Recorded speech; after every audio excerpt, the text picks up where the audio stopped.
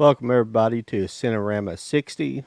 I am Low IQ Media, John from Low IQ Media, and we'll be joined here in a minute with Mike from DAG Films, Mike's Blu-rays and DVDs. He's having a little trouble getting logged in here, so we'll bring him up as soon as we can. So, how's everybody doing tonight? I'm winging it on my own this evening, but this evening's program will consist of, we'll do kind of a reintroduction once Mike gets in here, but we'll be discussing George Stevens tonight. One of my, probably up there in my, definitely a top 10 directors of all time, personally, and I really, I really enjoy his films. He's, from a different era than most people are used to seeing. So let me check on Mike here and see if what trouble he's having here. He hasn't tried to get back in, so. But George Stevens, he was famous for movies like Shane, Giant, Gunga Din, and many, many more. A Place in the Sun.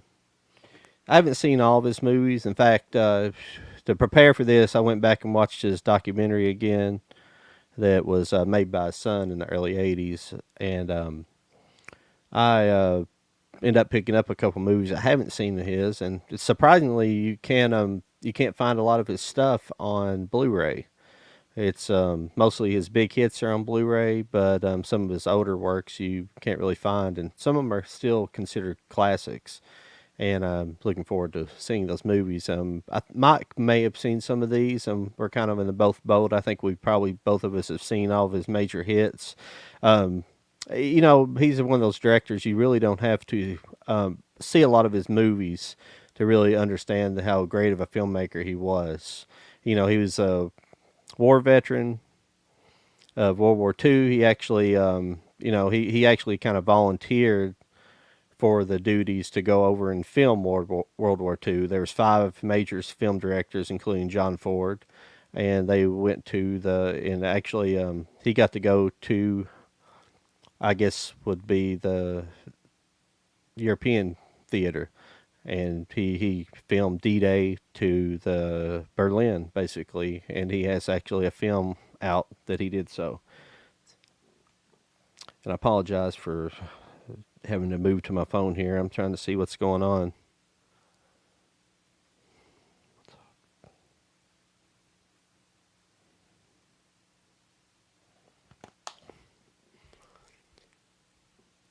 But we appreciate you guys coming and joining us tonight. Mike will be here soon, and I'll quit blathering by myself. But uh, I think George Stevens, I hate to be, I don't want to keep talking and talking and talking because Mike will come on and I'm almost have to kind of redo these introductions again. But I didn't want to make you guys wait for a long time before I went live. So I just went ahead and went live. So you have to put up with my blathering a little bit. But the first George Stevens movie that I was probably, when I first became aware of George Stevens, was probably Giant myself. I don't know why. I think it was just because of James Dean. I don't know if I got in like a James Dean kick probably about 20 years ago, and I ran across Giant. So I bought it on DVD and just thought it was wonderful. And it's a big, long, sprawling movie, but it's just such a, such a large scope in movies. And it's just a wonderful movie. If you've never seen it, I highly recommend it. But it had some really great actors like Rock Hudson and Elizabeth Taylor in it. Dennis Hopper shows up in there. I apologize, Mike's having trouble getting his phone connected here. I don't know what's going on his end. It shouldn't be having any trouble.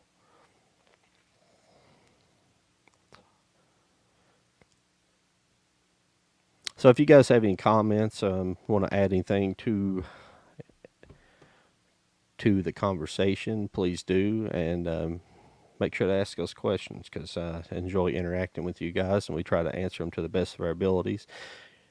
I like to say a lot, I'm a student of film. I don't know everything, and I'm always learning. There's so many movies out there that I don't think anybody can really watch them in your lifetime. So I'm trying to see as many as I can. That's my goal in my life, to see as many good movies as I can. So let's see that.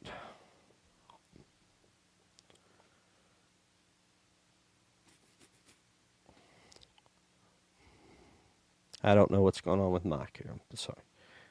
We've done the show many times together. And he's never had any problems. Sometimes people have trouble connecting their phones up with StreamYard's app for some reason, and it's most of the time you have to open it through the Chrome program in your phone, and I told him to do that, so I don't know if he's trying to do that or not, or it is. I keep getting a little thing you got like on the bottom here where I'm doing the. You guys just see me on the screen, but on my control deck here, I can see like all the people that are in the waiting room, so to speak.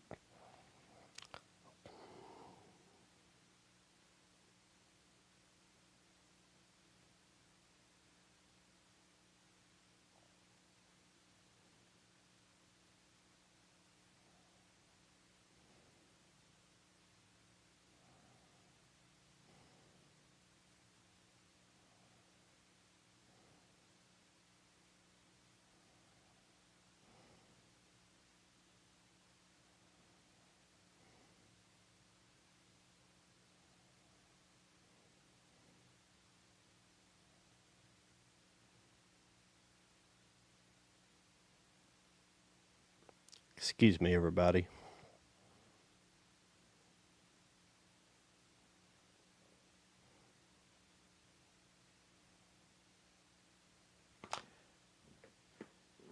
I'm gonna lose everybody this evening. Staring at my phone, I guess. I apologize. I probably should have just waited till he came. I got him on before I went live, but I guess get a conversation started here. What is everybody? The problem is the reason why I don't want to go into too much detail is because Michael come on, and I think we finally got him here. Hey, can you hear me? Yeah, Okay. yeah, Yeah, my browser was it was stuck on the Duck Duck. Have you heard of that one, the Duck Duck one or something? And it yeah. kept canceling the mic and stuff. And I was sitting there trying to. It was like it would have to happen right before we go on. That's all right.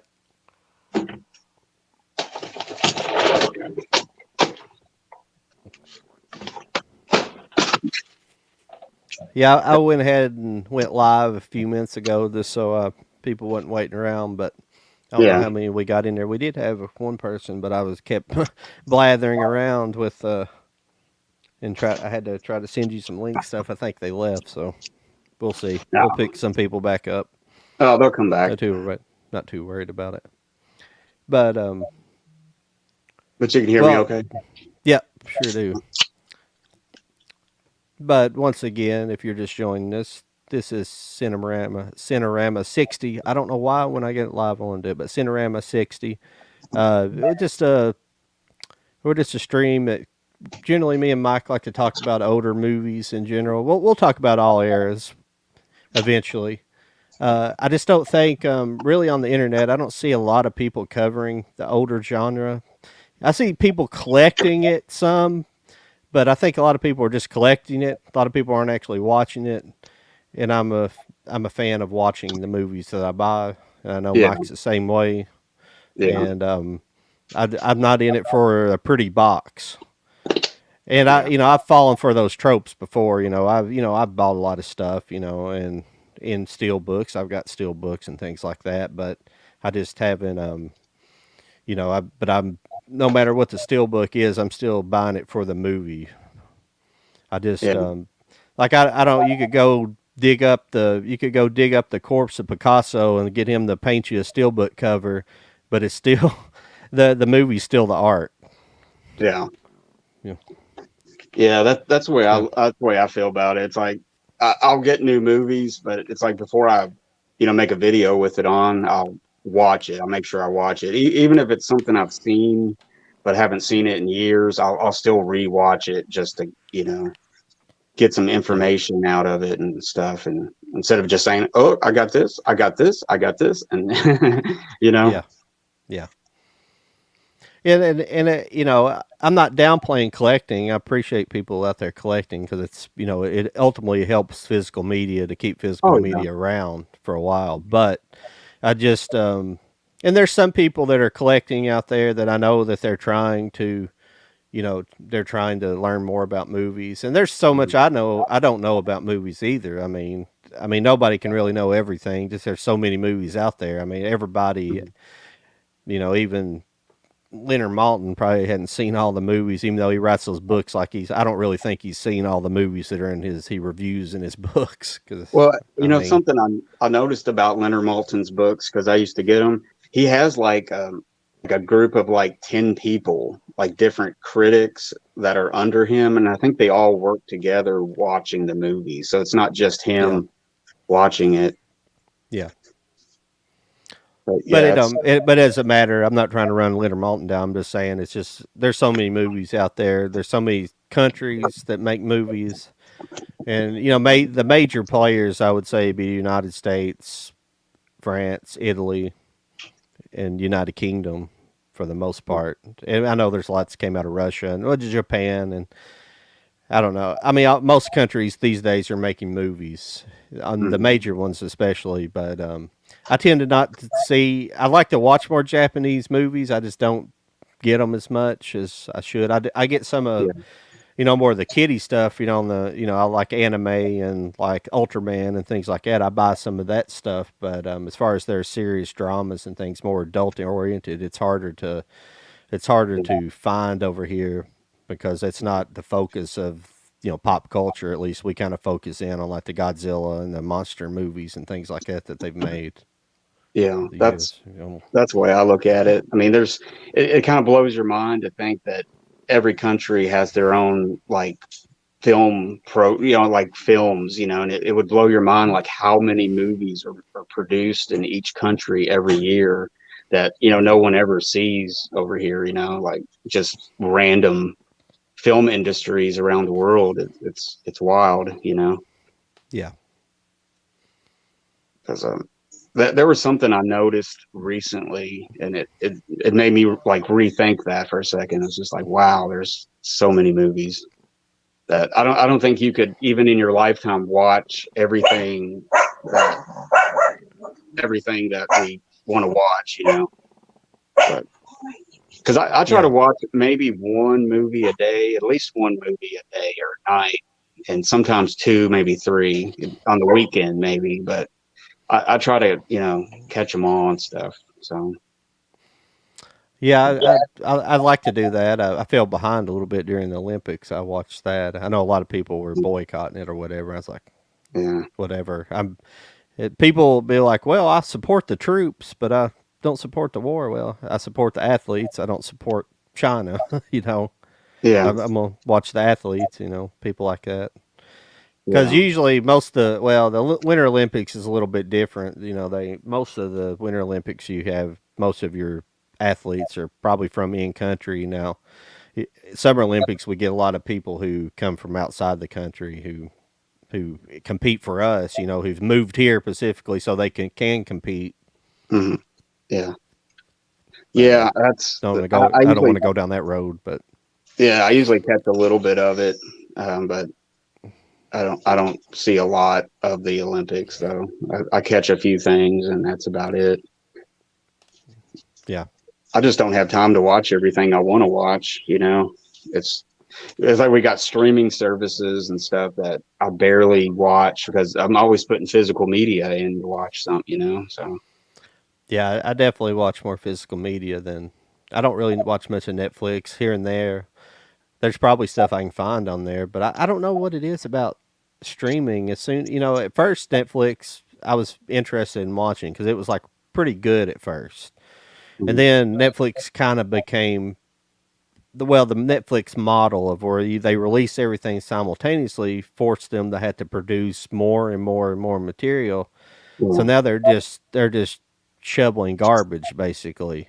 because they Yeah, just got to put content out there for people to watch. Just make more content, and yeah, it's just kind of, and I if that's why you've seen some of the other streaming companies. I think like Disney did it and things like that. They kind of pulled away from that model where they went to maybe releasing one or two episodes a week or just one episode a week and kind of going back to the TV format, which I think yeah, works better, and I think it helps your ratings so a little bit better as well because you don't have this sudden surge and then a completely nothing. You got good ratings over a 10-week period or something like that. Or yeah. however episodes your series is. I think they give us almost too much choice. There's almost too much to watch that you get on there and you take longer trying to find something because you don't know what to watch because there's so much to, like I want to watch this, but I want to watch that. And to me, it just overkills sometimes. There's so much available. So, And ultimately, I think what's happening as well. I know there's a lot of complaints on, more of the fan side of things. Some of the sites that I watch that they complain about, bad writing and thing. I think the problem is I think it's kind of watered down your talent pool because you got so many. They're having to hire so many writers instead of, you know, concentrating on some of the good writers. They've had to hire so many writers that you're just getting a variety of different kinds of writers out there. You got good and bad with a lot of mixing, and usually you write by committee anyways in Hollywood. There's very rarely you have like a single writer. Especially in the old days, they had the teams of writers were pretty. It's a pretty regular thing, and but I mean a lot of times you have a single writer credited. There were plenty of writers credited in singular, but I don't. But I think, yeah, I just think the talent pool's got watered down so bad, and I don't know. It's just I think pop culture and movies have just been on a skid yeah, for the last few years, and it's kind of a yeah, shame. just remaking everything, trying to remake TV shows into movies and rebooting. It's like they're rebooting the reboots now. They've got to that Yeah. point. And I mean, do you think there's any originality in writing anymore in Hollywood? I mean, do you think there's even maybe not in the big movies, but do you think there's even like low budget stuff that's out there that's really good now? I mean, it's just I'm not really seeing or feeling anything good. I mean, except for our good directors like Wes Anderson will put something out, and Yeah. P.T. Anderson, and Yeah. always look And there, forward there's to a their. yeah, there's a few, but there's not. I mean, obviously, we talk about a lot of the really good directors and actors and writers and people involved with movies. But even back in the day, the 20s, well, the 30, well, 20s, yeah, I guess, but 20s, 30s, 40s, 50s, the kind of this great era for movies. It's the beginning, but really the 40s and 50s, I say, were two of the best decades for Mhm. filmmaking. But in those decades, there was a lot of crap made too. That's what takes up the bulk of it. You got to kind of satisfy Yeah, the normal audience.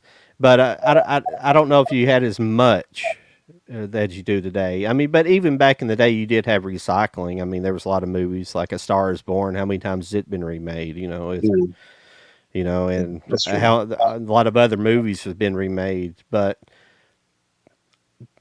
they problem is these days we have a lot of remaking of good movies. Like Red Dawn. Like, why was there like a reboot needed for Red Dawn? Classics don't need to be rebooted. They Yeah, don't need sequels. Of course, yeah, a lot of people applauded with Ghostbusters and things like that, and I think it's a good movie.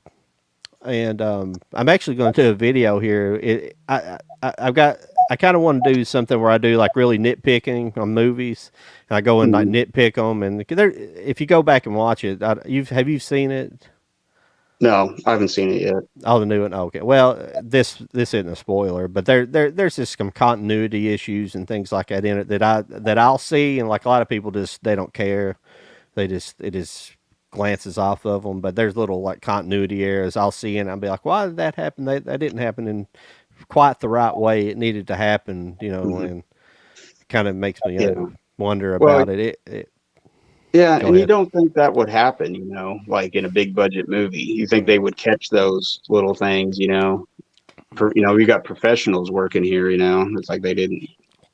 But yeah, I know what you mean. Well, well, in Ghostbusters, my issue with it is it sat on the shelf for nearly 2 years. It Hmm. was finished a long time ago, and the pandemic delayed it, or at least sat on the shelf a year. I can't remember how long it was delayed, about a year, I think. Yeah. And they had plenty of time to go back and refine the cutting. But I guess like when they may have turned in the final product back in 2020 for it to be released, and after that the studio's like, no, it's done. We're not going to spend any more money on you going back in and recutting or polishing it up or something like that. So I almost the weird thing is, and the reason I'm saying that, the movie, in a way, once you see it, you might agree with you might not. You might think it's the greatest thing ever. It's good, but it's not great. I felt like Mhm. it feels the movie feels rushed, which don't make any sense for that movie. It just has a kind of a rushed feel to it. And maybe that's just what's his Jason Reitman, excuse me, Yeah, Jason Jason Reitman. Jason Yeah. Jason Reitman, and Yeah. but But it yeah, might just yeah, be kind of I his know what you mean. style. Yeah. I thought about picking it up on Blu-ray. No, you definitely should. I mean, it's worth the watch. But it's everything. Well, no, it's something else we're dealing with right now too. Is like, now that movie would have came out before this started, but all this nostalgia baiting. Well, I guess nostalgia baiting maybe started a little before, but we're getting a lot of nostalgia bait movies where it's just like takes place in the '80s or it's connected to the '80s. Everybody's obsessed with the '80s right now, and Yeah. I see people talking about it or something like that. So hell, I grew up in the '80s. So did you. I Yeah. grew up through the '80s. I was like, wasn't that great? I Well, mean, I think what started that big boom was like Stranger Things, yeah. kind of got it back in there and stuff. But Well, plus all the music, yeah, is in video games, and like a lot of the yeah, stuff is still making it's relevant, yeah. to new generation. But Yeah. but yeah, I mean, Well, I mean, I understand how fads work too. Usually they go in yeah, 20-year cycles. A couple generate. The millennials probably look at the '80s.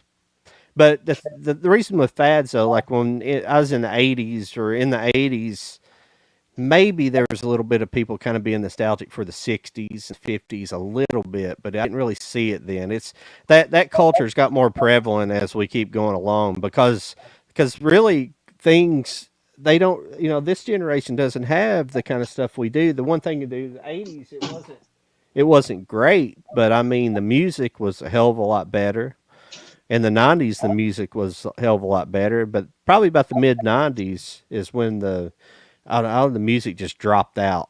As and, far as rock and roll went. I mean, I think there's been an undercurrent to destroy rock and roll for a long time, and I mean now all you see here is like hip hop and stuff, and they're not all of it's bad, but it's just drum and yeah, bass is all you hear. Everything's drum and bass. yeah, It's just not.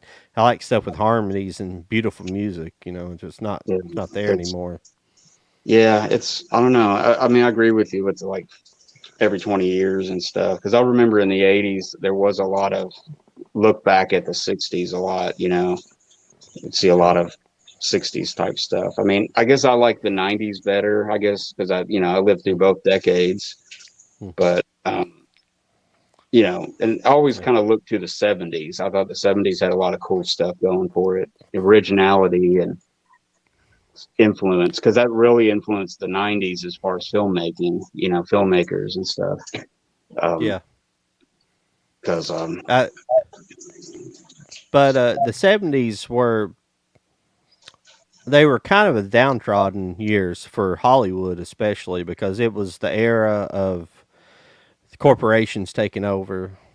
mhm, All the studios kind of sold out. The old dogs kind of sold out to the big corporation. corporations, and then you Mhm. started having movies by committee where you were basically that's when all of the focus groups and marketing and things started coming in really heavy with movies, and it, in a way, I think it kind of ruined things. I think in a way that's why George Lucas, I think they saw this happening. I think that's why they kind of rebelled against the system in the 70s and ultimately were trying to do their own thing. They ultimately Hmm. didn't. Really, they kind of didn't. You know, they end up having to work with the studio system. But I mean, he did, I guess, with the Star Wars movies. He did make them kind of independently. The second two movies, especially, Hmm. but and Um, do you think the blockbuster was? I mean, obviously, it started with like Jaws and Star Wars and stuff, mm-hmm, which you know mm, made Hollywood shift to how much money it makes is if it's good. Like nowadays, yeah, that's how they do a movie. Like if it doesn't have a good weekend, then it's not a good movie somehow. And people, yeah, okay, well, I'm not going to watch it because it yeah, bombed or something, even though it's a good movie, you know. yeah, So I think that's when corporations started really looking at the money over quality over stuff, you know, and whatever works. That's why you saw so many buddy movies, buddy cop movies, you know, like in the 80s yeah, and stuff, because it worked, you know, and people like yeah, that. yeah, But yeah, I yeah, mean, I don't even think we have that now. I mean, I don't even think we have anything besides a comic book movies, you know, or the new buddy cop movie of the and stuff. But I don't know. I like to yeah, just see originality come back, you know, where there's some stories yeah. and just something new, fresh, you know. Yeah, they've definitely started recycling a lot. But I do have a good example of. I guess when some people look at it, this will I'm gonna refer back to the early 1971 television season. People might know where I'm going with this is, but that was the year that basically CBS in Pacific, but it kind of was. It was kind of all the networks wide kind of done it, and not all of them, not all TV shows suffered under this, but basically we had the famous anything with a tree in it we're canceling, and that was like how Green Acres and Beverly Hillbillies got the axe. And you know, if you go back and look at it with a certain lens, you think, oh, that was just political. It was these people, you know, the liberals came in and destroyed they were just trying to wipe out this stuff, but it wasn't the truth. It's not the case at all. Uh, and that might be a little bit of something I'm making up in my head about that part, but you No, can look at it. You can look under in that conspiratorial lens a little bit, and you can come up with that assumption, but it's not true. But what was going on was it was when these corporations got, you know, these television studios got bought out by these corporations. They came in and started applying demographics to and demographic research to television shows. And what they mhm. found with like Beverly Hillbillies and Green Acres, even though those are, if you go back and watch them, I think Green Acres is a great show. I love Green Acres and Beverly Hillbillies. But what they found was, even though they were still charting well, they still had good rankings. The people watching them were like basically in that 40-year-old and 45-year-old and above demographic. Yeah, They didn't buy stuff. Essentially, they're in the group that didn't buy stuff. They said there was the little old grannies who were in rocking yeah, chairs who were watching those shows, basically. yeah, So the people that they wanted to target were the 18 to 45 group, the people spending money. So that's mhm, why those shows got axed.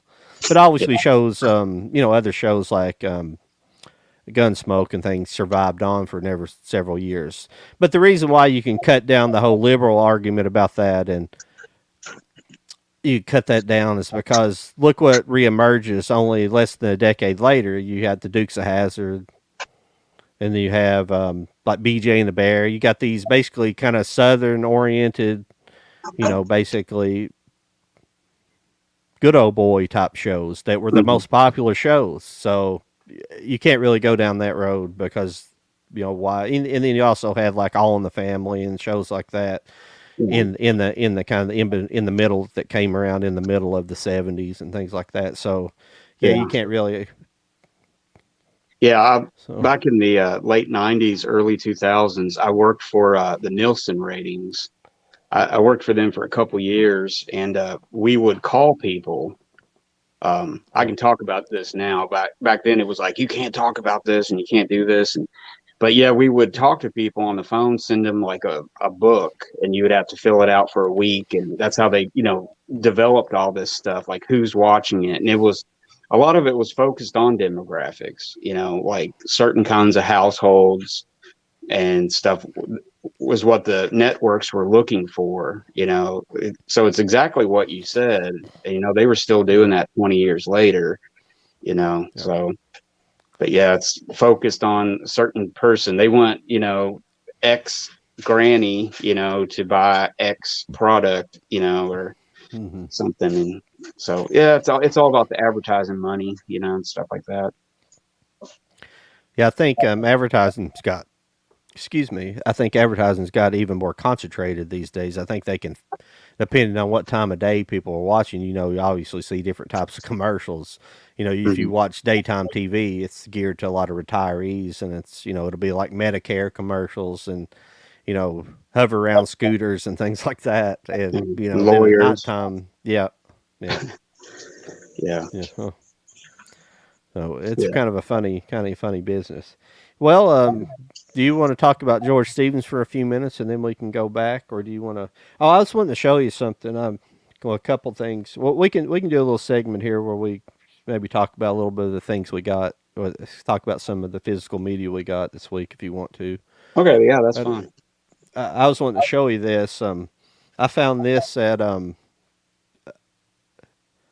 excuse me, at Half Price Books, but this was Oh yeah, the early years. yeah, the outer box isn't in great shape, but the reason I picked it up was because everything but all the movies except one are still they're still wrapped in the wrappers, so they're still Oh wow. sealed.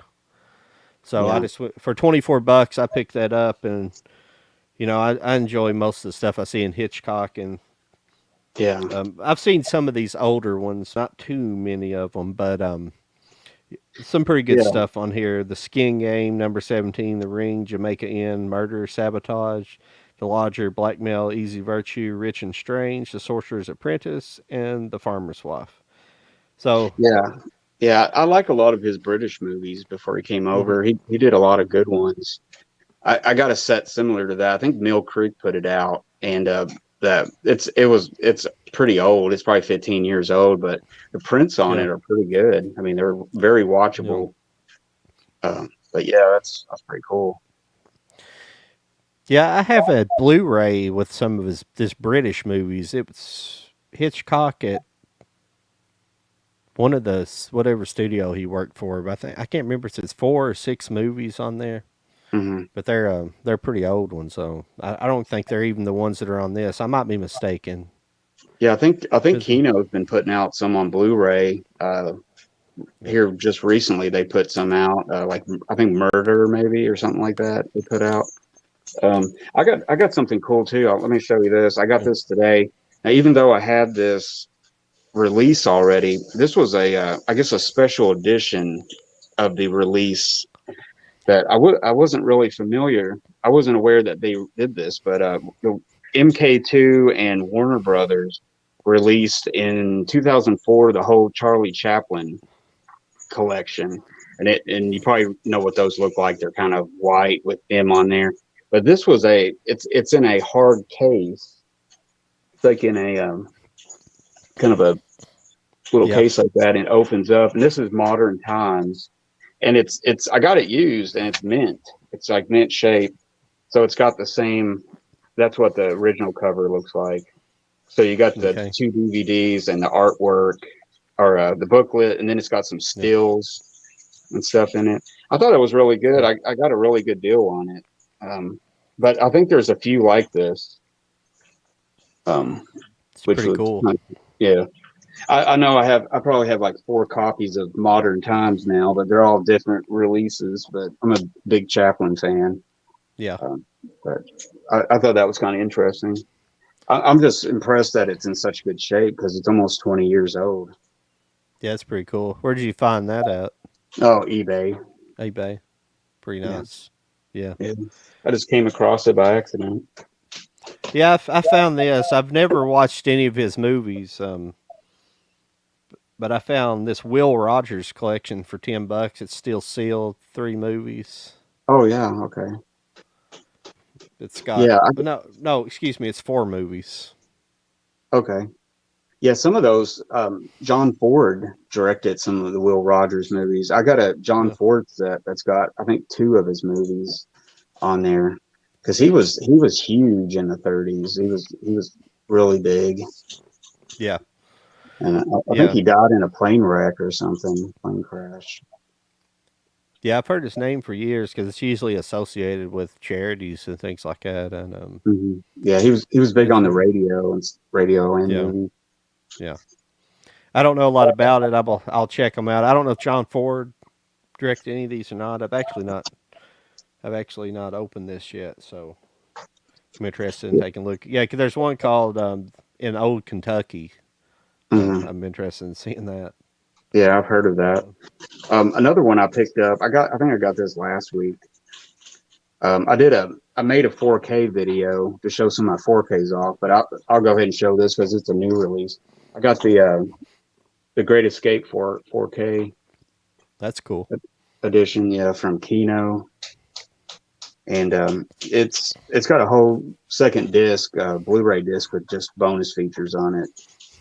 But I mean, I got that Criterion Blu-ray when it came out like 2 years ago, Yeah, but this is it's really interested to see what they would do with it. yeah. At first, I was like, I don't want to buy it, but then I thought about it for a minute, and I was like, yeah, let me compare it because I finally got a 4K player here recently. So Yeah.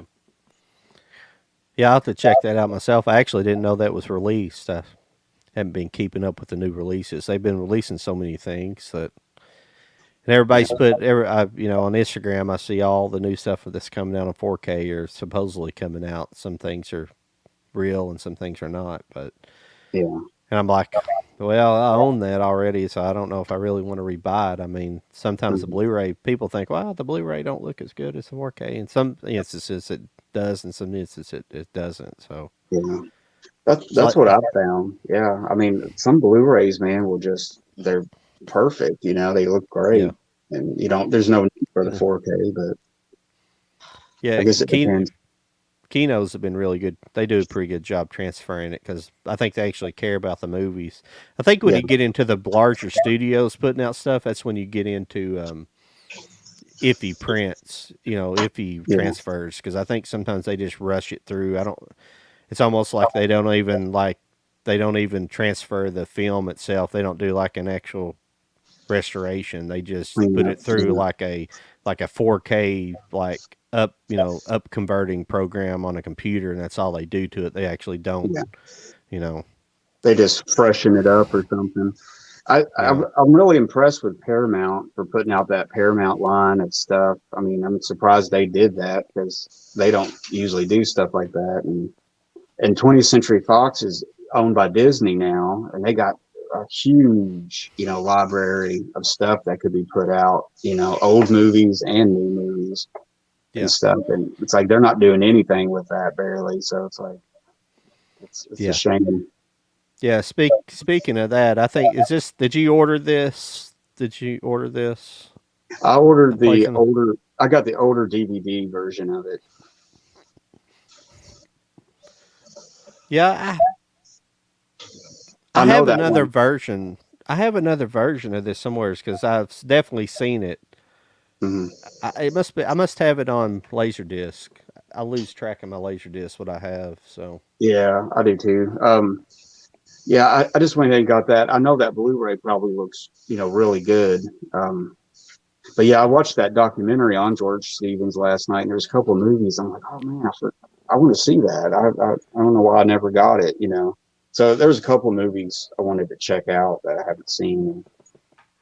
I just found some good deals and just went with that. Because I yeah, think you said you got Alice Adams or something. That's something I want to try yeah, to find later. yeah. I found a copy of that. I actually ordered a few movies there of his that I ordered that one that you said that you got. He had ordered not a place in the sun, but the other one, the Melody. Oh, the more the merrier. More the merrier. Yeah, that looked pretty good. Yeah, That was like $10. That was a pretty good deal. But yeah, everything was DVD. Everything was DVD that I found. I do believe. I think everything yeah. I bought I was don't. DVD. Yeah, I don't think that's on Blu-ray yet. But yeah, I like Joel McRae and Jean Arthur. Yeah, I think Jean Arthur's in it, and she's usually pretty good. Yeah. Um, and it's a good. I remember seeing it years and years ago, and I think I recorded it off TV like way back in the '90s sometime, and I haven't seen it since. So I know it's funny though. Yeah, there's some of the early stuff that I haven't seen of his. I did pick up. I did pick up his From D-Day to Berlin. I thought I had that, and I don't know if I've seen it. Knowing me, it's probably part of one of these military sets I've got, and I don't even realize I have it. But I picked it up anyways because I've wanted it for years, Mhm. and I found it from the same way. It was like $10 or something like that, and I thought that'd be a good one to have because that's some pretty interesting stuff because he actually had a not only did they have the main film cameras doing 35 millimeter, he had his own personal 16 millimeter that he actually had color film, and Mhm. he was think he was pretty much the only person that shot color film, any color Yeah, film footage of World War II. So been there, yeah, and it's more handheld style too because he was shooting it himself. yeah. That's what I was just about to say, man. In that documentary, they show a lot of that footage, and yeah, he was one of the only people that shot color. And then, well, in that documentary I saw, there's some cool color footage of Gunga Din, like behind the scenes. He's filming it, and it looks really, Hmm. it's in really good shape. Actually, it made it was weird looking at it in color like that. But Yeah. yeah, he shot a lot of stuff, and like you said, he was one of the few people that had color footage of World War II, like over in Europe and stuff. Yeah. Some of the only color footage, so it's kind of really cool.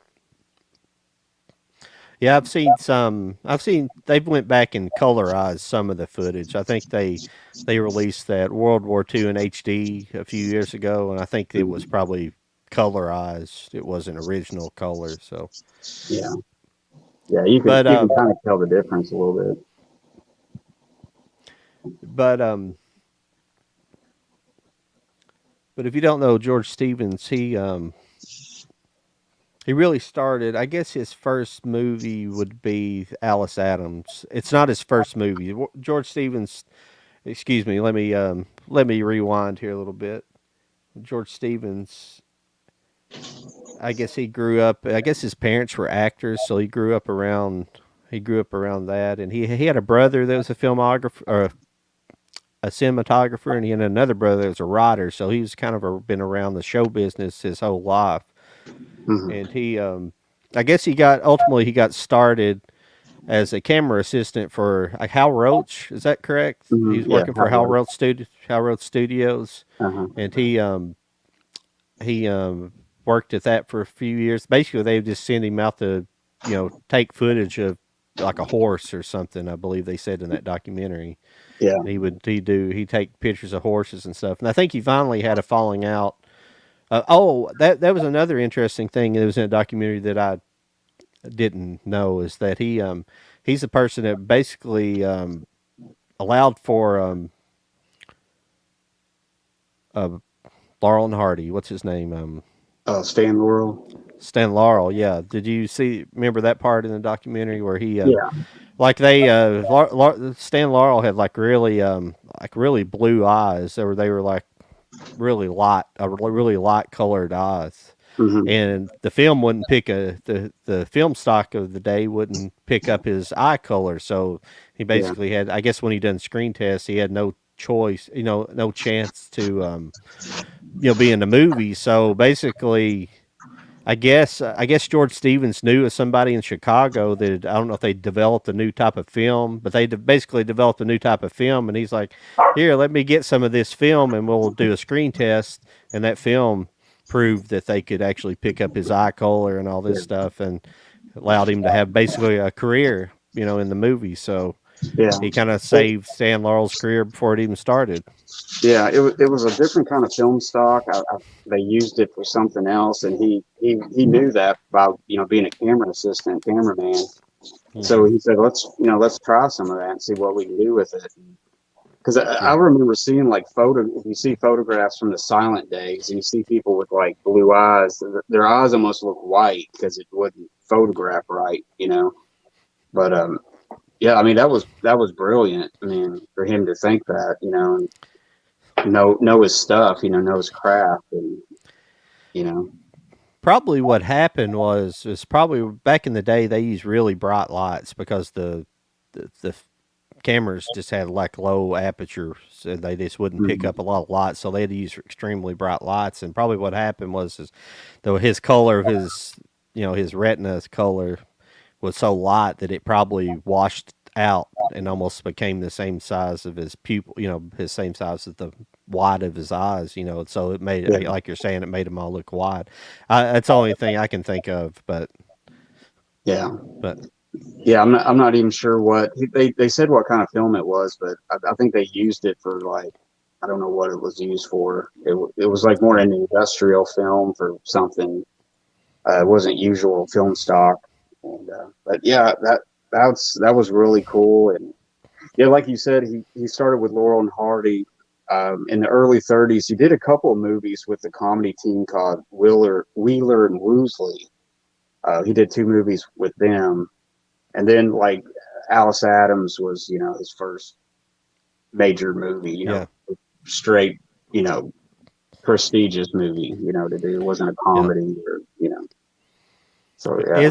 Well, it's kind of a comedy because he kind of did, I guess, melodrama and comedy up until World War II, and then when Hmm. he came out of World War II after seeing all that, they say it changed him, Yeah. and he said, "I'm no longer going to make comedies anymore. I want to make very personal pictures now," Hmm. and it's what he did. Yeah, apparently in that documentary, it showed some footage of like going through the camps, Yeah. the camps and seeing bodies, and it just, Yeah. seeing the war, just seeing it, and it had an effect on him. He's more, I guess, more serious, about stuff. Yeah. But apparently, he came home, and I think he got divorced like in 1947 from his first wife and stuff. So something had a profound effect on him after the war, and he Yeah. moved into a different part of his life after that. He may know a little more about it than I do. I know a little bit about it, but a lot of the footage that they shot, like John Ford and all those guys, I always forget all five of them. There's actually a documentary, or maybe it's a, I can't remember if it's a document. Yeah, it is a documentary. It's called the Five Come Home. Have you seen that? And Mm-hmm. Five Come Home, I believe it's on Netflix. It was on Netflix, but Yeah. it's a good documentary about all five of them that went over, and a lot of their footage, a lot of people don't know. Sometimes they didn't want to show what the footage they were taking. They wouldn't show, obviously, because they wanted to make propaganda. They wanted to Oh yeah. get the recruit people to come in the army or keep morale high. It wasn't just for nefarious reasons. It was just so to keep morale high and to you know allow them to keep recruiting people.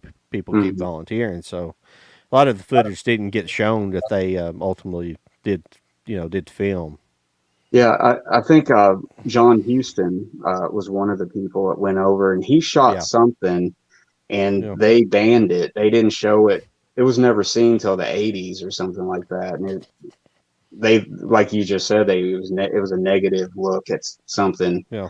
And I think the people that went over, John Ford, uh, Frank Capra, Hmm. George Stevens, and who did I just say? John Huston, and John Ford. then John Ford. Yeah, um, I'm trying to There's think if one there was more. somebody else. There's a Yeah, fifth one too. I'm trying to think who it is. yeah, but yeah, Imagine. I'd like to get some of those collections of those Yeah, because you used to see them on TV a lot, like back when like the History Channel showed history stuff. You yeah, would see stuff like that from time to time, but yeah. Is the history? I need to look up. Is does Viacom? They own MTV. Do they own History Channel and all that stuff as well? Because Ah, they all took like the same format. They all just went to like reality type TV and went away from like what they mhm, were. Their bread and butter was.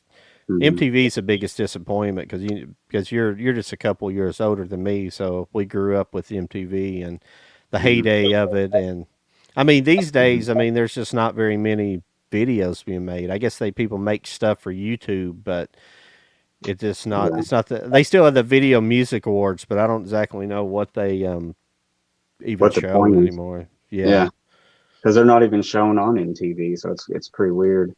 Yeah, I don't, I'm not really sure about that, but I wouldn't doubt no, it. They probably own multiple channels, probably. yeah, but they went away from all that stuff. Yeah, Which I mean, I guess they got tired of running World War II stuff and things like that. I guess and that stuff mhm, does better anyways. But it's just if you're going to call yourself the History Channel, we need to put a little bit of history in there. Still yeah, have some history documentaries, and yeah, I'm yeah. not learning a lot from Pawn Stars. Yeah, it's funny. There's some cool channels on YouTube that are almost reminiscent of that History Channel, so you can just watch. There's some good ones. I think there's one called Timeline that shows a lot of good programs, documentaries, and Yeah, stuff. yeah. What else? Well, the thing is, I believe you're kind of like me with George Stevens. It's kind of funny when after I started, talking to you about making this show tonight about him, I started thinking, well, how many movies have I seen? If I mainly, just seen his major ones, and that's basically what I've seen. And I think you're kind of in the same boat. You may have seen a couple Hmm. more here and there, but but mainly I've seen his major movies. I said before you came on, I said his major movies, though, just seeing like Giant or something, you can see what he is capable of, the kind of Oh yeah, filmmaker he was. And yeah. so, you know, before we get to Giant, I'm not gonna talk about A Place in the Sun much since you haven't seen it. I don't want to. Mhm. We'll just brief, kind of breeze over it. But I did want to talk. You've definitely seen Shane, Yeah, and most people have seen Shane. yeah. Probably one of the best westerns made to me Oh yeah, personally. Think yeah. so. Definitely in the Yeah. top 20. But has Alan Ladd, Gene Arthur, and Van Heflin. Hmm. And why is I'm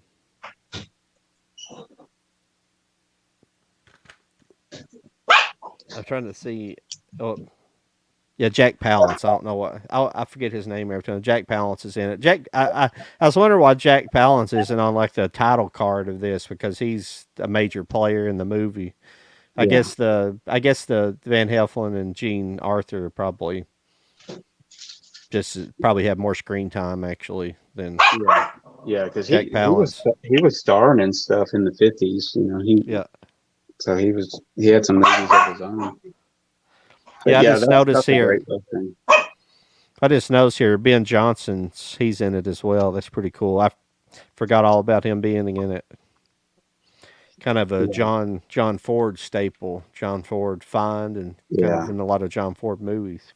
yeah. Pretty cool. Good character actor. Hmm. Yeah, Yeah. I think one of my favorite movies with him is The Last Picture Show. He plays the older guy in it. I Yeah. always thought he was really good in that. Yeah, that's such a great movie that so many people I say, have you seen the Last Picture Show? And they're like, what is that movie? I've never heard of it. And I was like, that's a great movie. That's a very Yeah. great movie. Very Oh, young Jeff Jeff Bridges. Yeah. Jeff Bridges, very young Jeff Bridges. Who else is in that movie? Jeff Bridges, Oh, what's her name? Or young Randy Quaid's in it, Yeah, Randy or Quaid, Dennis? Yeah, Randy Quaid. Yeah, Timothy Bottoms, and I'm trying to think of the girl. What's her name? Cheryl. What's her name? I'm trying to think of, well, she was young. It was one of her first. I can't think of her name.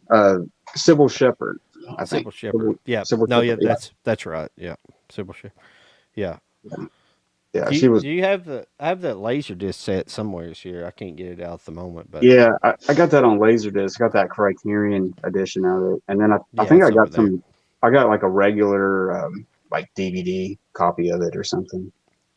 Yeah, I don't know if I've ever bought it on DVD. Might have it now. Is it ever been put on Blu-ray yet? Because if it I hasn't, believe it's it kind of is. surprising. It might have like a standard release, Yeah, because that looks like something Criterion could put back out, yeah, freshen it up with something new. yeah. I don't. Since Peter Bogdanovich just died, we'll probably see a Yeah. bunch of stuff now come out.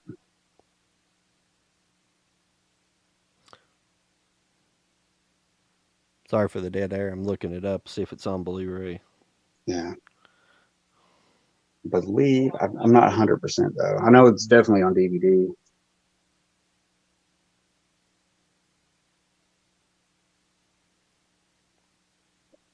Yeah, it looks like it. That's a no. It's a multi-region. Oh, okay.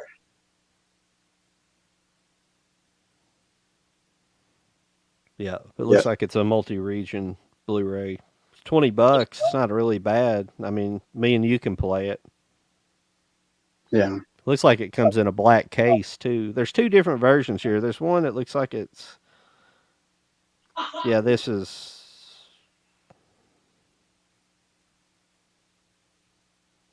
it's a French import. It looks like it's in a bigger box. Yeah, it's like a special edition. It has a bunch of I guess they call them lobby yeah. cards with it. Yeah. I got this one. This is a double edition with Nickelodeon on it. Oh, that's pretty cool. Yeah, because I was trying to find Nickelodeon, and that's the only version I could find. It's on. Have It's haven't seen available in that. Europe, but it's not. Haven't seen that movie Nickelodeon. What's it all about? Well, it's another Peter Bogdanovich movie. It's about the early days of silent movies and stuff. It's got uh, Burt Reynolds and Brian Keith. It's got Ryan O'Neal and John Ritter is in it. That's pretty cool. Yeah, See, you learn something every day. it's not had like its own special like release of it. I don't know. It's weird. It took me a while to track that down, and it's actually got French writing on it. It's got like French and English written on it, so it's kind of an odd release. It might even be a Canadian release, I think is what it is.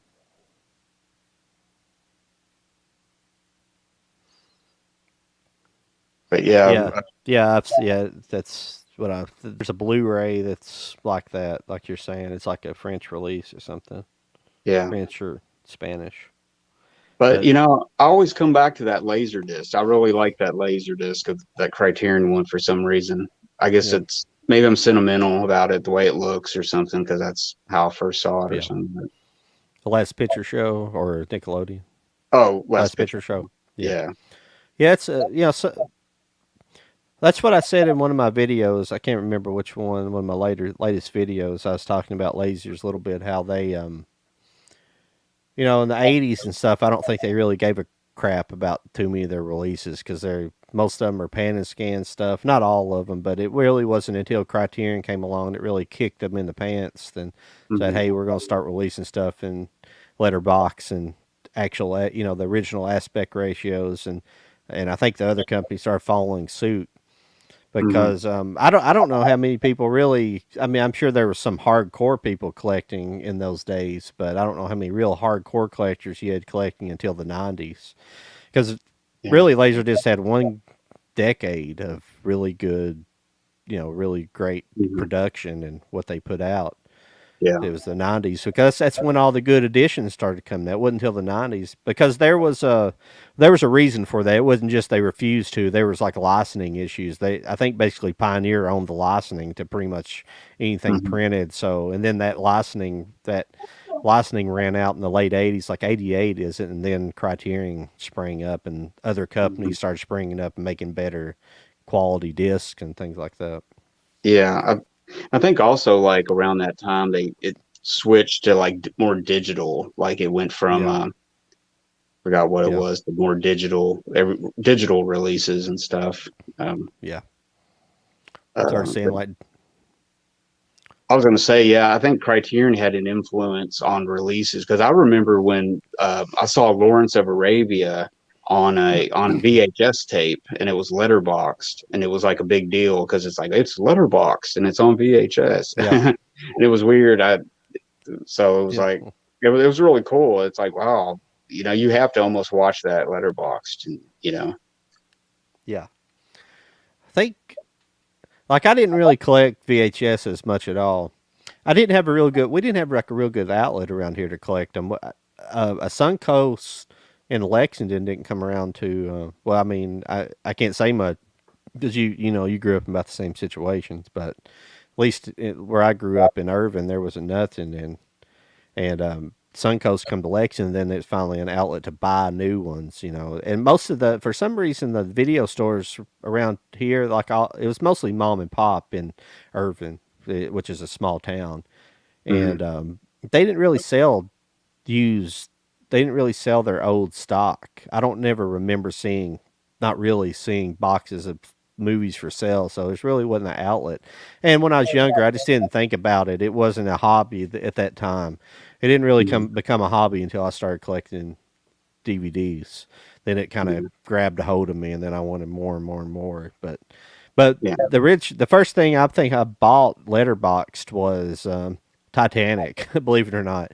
And the Oh, reason really? I bought it, I pre-ordered it from Blockbuster, and I remember going and standing in line at midnight to get it for some stupid reason. I mean, it wasn't like the great. I never thought even then I didn't think it was the greatest movie ever, but it was like a really big hit and really big release. It was just so Yeah. I pre-ordered it, and for some reason, when they got up, I pre-ordered the full frame version, Oh, and because I didn't know the difference in those days when that yeah. came out, I didn't really know. So when I got up there, they handed me the letterbox, and I was like, "Well, I'm just going to take it because I kind of wanted that anyways." I'd kind of changed my mind in between, but I was like, "Well, I'll just get full frame," and so I was like, "Screw it, I just took it anyways." I didn't say, "Oh, you gave me the wrong thing." I just Yeah. took, Yeah. you know, Yeah. Yeah. For a long time, they're like in the early DVD days, they did that. A lot of studios had the full frame edition or the widescreen edition. And like, that's something, like going through stores now, secondhand stores and finding it's like, oh man, they got it. Oh man, it's the full frame. Don't want the, don't want the full frame. But they did that for yeah, the longest time where they just, yeah. so you see a Well, bunch of full frames.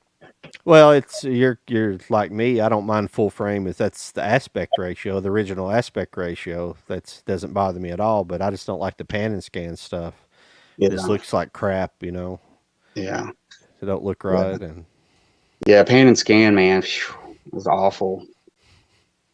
Some of those big Panavision wide CinemaScope movies, you can totally see that if it's not widescreen. They just yeah, that panning and just it's yeah, it's it's crazy looking, really. I'm so yeah, used to seeing everything widescreen now. It's almost like we to see that again. It's kind of like wow. But we grew up with that, That's how it was on TV and yeah, stuff. yeah, absolutely. But yeah, Um, but some people have crazy. You watch some of those collecting movies that they put out, and some people have some crazy VHS collections. hmm I mean, you gotta have some massive space for this, but I just don't at this point in time. Well, I know there's a lot of stuff that's been released on VHS that's never been released on even DVD at this point, but yeah, a lot of that stuff is mostly a lot of that old horror stuff that's shot on a VHS camera horror yeah, movies. It's not exactly like it's it's priceless to some people that are big horror people, but I can live without it personally. Not Yeah, saying that some of it's not there. There's probably some gems in the. There's probably some diamonds in the rough, but they're far and few between in that world. yeah, that's kind of where I'm at. I mean, I like a lot of horror. I guess I like the 30s, 40s, and like 50s and 60s kind of horror. The Hammer and the Universal, and I do like a lot Yeah, of 80s stuff too and 90s stuff, but more so, I guess I like the more gothic horror. I guess back then stuff they would show, yeah, but yeah, I mean, I still like horror movies, but there's some people that's all they collect, that's all they yeah, watch, and it's like, yeah, I don't want to be that limited, it's like I like a lot of yeah, different stuff. yeah. I don't hate it myself, but that's probably when I first got onto YouTube and things like that. I haven't really had people interact with me, but I've interacted with some of the people that have bigger channels, and I've Mm, talked to them a little bit, and they're like, "Yeah, that's all people want to do is talk to me about horror. It's just horror, horror." I'm yeah, like, "Yeah, and people are obsessed with it." There was somebody I was listening to on YouTube was talking about people who like a lot of horror like that. There's some kind of complex or something associated with that people who watch a lot of movies like that associate some kind of dissociated complex or something. I can't remember what it's called, but I don't it's know. just it's just whatever. I think some people just like to be.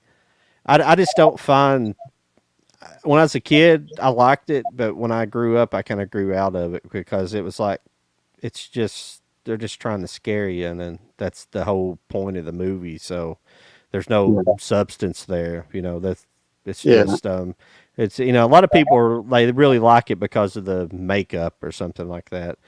This guy I work with, I used to work with, his daughter was like really, and she said he's like, yeah, she wants to go to Hollywood and all stuff. She's really into horror movies and doing the makeup and so like whatever. mhm, yeah. But more, But hopefully she does. But yeah, you're these days you're better off trying to find somebody making independent movies because that's where all the horror's been made at. Most of that's mhm, where probably 7/8 of the horror movies are being made. Is in the independent yeah, independent ones, scope. yeah. Yeah, But I like movies like, say, The Exorcist. Something more supernatural. I mean, I think that's more scary yeah, than maybe a slasher movie to yeah, me. So, I mean, I'd probably watch one of those more yeah. than something slasher type. But like, Yes, I recently got Halloween Kills. I haven't watched it yet, but yeah, when I go into watching it, you're gonna know what's gonna happen. You're gonna yeah, it's got a basic formula, of course, yeah, but I'm still have fun watching it. But it's I'm not going to think it's the greatest movie. Like, wow, that's yeah. just the biggest movie of the year, or something. But But I'm um, not downing people that like to watch that. There's a lot of people that like it, and that's fine. yeah, I mean, I People guess they like could what say they the like. same.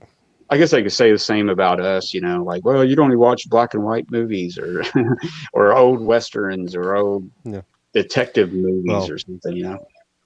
the problem is like you just already named like three genres, and we watch movies from all eras and all different types of movies. I watch horror. I've watched plenty of horror. I own horror. I don't own tons of it, Yeah. but there's certain movies I like, and certain movies I don't. It's just not my.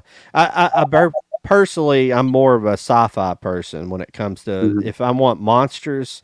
Of course, it's kind of weird. So, well, you don't like those kind of special effects with makeup and stuff like that, but then you do like it. See, I do like it, but I like it more science fiction. I like it to be more grounded in reality. What I Yeah. personally don't like is I don't really, and it's not that it's not a religious component with me or nothing, but I don't like satanic stuff and things like that. I just like, Mhm. yeah, I just don't, Yeah. you Yeah. know, I know what you mean. devil Yeah. worshiping and occultism and things like that. Of course, I'm interested. I'm not interested in occultism, but I'm interested in reading stuff about Charles Manson. But I'm not.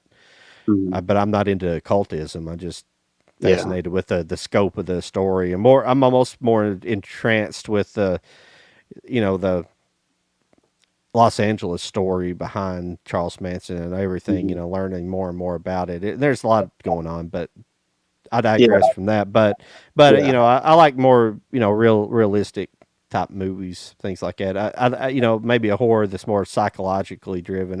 And some people say, mhm, oh, I love the some of the some of the satanic stuff probably is like that, but I'd rather like have like a psychological mhm, drama or something like something Hitchcock makes. It's almost more frightening than a actual slasher movie, or yeah, something that's just trying to make you jump in your seat, that kind of stuff.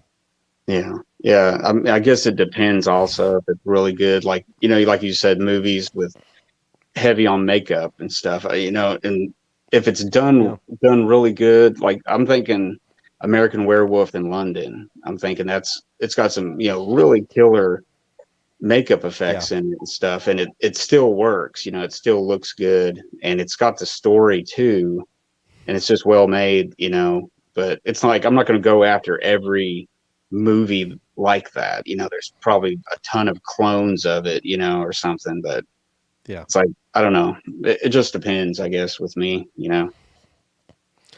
Well, it's just kind of set. Do you hear me echoing? I think it is me. I don't know why I'm echoing for. No, I can't really tell. No, No, that's all right. I'm the one. I'm having all the issues tonight, so I can't even hear No, you echoing. it doesn't really bother me. I just keep hearing it every now and then. But it's kind of when I'm talking, so I don't know if it's coming from me or what. So there's always audio issues. There's always people having audio issues with StreamYards. That's kind of the only problem most people have with it. Yeah. But where was I? What was I Oh, you're talking talking about about? horror movies and stuff. Yeah. But yeah, I mean, No, I I don't know. mean, I just don't go. I just don't break down the door trying to buy them. If there's Yeah. something really interesting, I'm gonna buy it. And but something like that Western bone tomahawk, that's more frightening than the behavior of the Indians and stuff are more frightening than most horror movies. Mhm. Probably a realistic, probably a realistic, depiction of some very savage Indians Mhm. back in the day. I'm sure there were tribes out there that did that kind of stuff. I guarantee there were, because I mean that behavior shows up in some westerns. It's just very sometimes it's very kind of hidden away that they don't want to show it. But Mhm. I'm trying to think of the God. I don't can't remember the name of it. There's one of them that they show. Somebody gets. It's the guy that plays. I can't remember who made the movie, the name of the movie right off the bat, but it's the guy who's the original. He plays the I can't remember his name. He plays the original deputy sheriff on Gunsmoke. The guy with the limp. You know what I'm talking about? A lot of people can't remember him. They only remember Festus, but there was a guy before Festus. Yeah. Do you know Was what it? I'm talking about? It wasn't Walter Brennan, was it? No. No, I can't remember who was on that show exactly. Um, Well, he played the original, but he's in a western, and he at the end he's seemed like his character is kind of a son of a bitch in the movie. He's like he has a wife that got captured by the Indians, and he somebody else goes and gets her back, and he don't want to have anything to do with her. But at the end of the movie, he gets captured by the Indians himself, and like they basically find him like tied to a wagon wheel upside down, and they basically the Indians had started a fire under his head and like burned him, and Oh, okay. he's just asking for him to kill him. He's asking just kill me. But that's they don't really show it, but that's what had happened. That They sounds because they get familiar. Yeah, it yeah. I'm sounds trying really to. familiar. It's yeah, it's a really good movie. It's God, I'm sorry, I can't remember the name No, of it. I do that all the time. It's just like I can't think I've of it. seen so many. It's got a it's like Duel at Diablo or something, or it's got Diablo in in the Yeah, title or something like that. Yeah, yeah. I There's can't a Duel at remember. Diablo with I think it's got James Garner in it. I think Yeah, I can't remember if that's what it is though. I don't think it's that. It's something like that with Diablo or something like that in the title. Hmm. It's a good movie. It's a really good movie, but it's just disturbing. Whenever they kind of throw in like maybe real acts of violence that could have been something that actually Yeah, happened. yeah, It's pretty yeah. They turned it terrifying. up a little bit. turned it up a notch, a couple of notches, and yeah. Yeah, But yeah, I'm sure there was some just savage stuff probably done by everyone back in those days. You know, you never know what went yeah, down.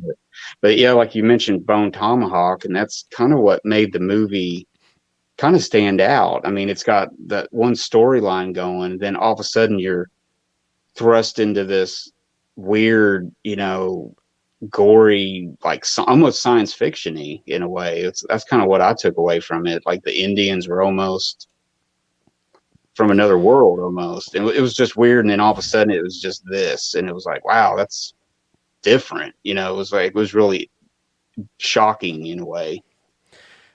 yeah. I always forget. I apologize. I had to look it up. It was driving me crazy. Dennis Weaver. I don't know. Oh, I okay. know his face always, but and most people will know him from. But a lot of people probably know him from Duel. Hmm. He's the he drives the car in Duel. He's the only actor in Duel, I think, for the most part, except for Yeah, some of pretty much. Yeah. the people at the bar, I think. But he's driving the car in Duel, and he was in Touch of Evil too. I can't remember where he's at in that, Hmm. but Yeah. Probably without a mustache, probably yeah, yeah. because he's kind of recognizable later on with always had the mustache. And I think his younger days, of course, he probably didn't have a mustache.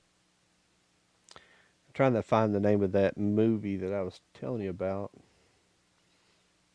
I don't Yeah. think It's it's. But Duel's actually a good movie, man. It's like and that Yeah, was originally made for TV of all things, and it's I don't know. I've always liked that movie. It's always entertaining.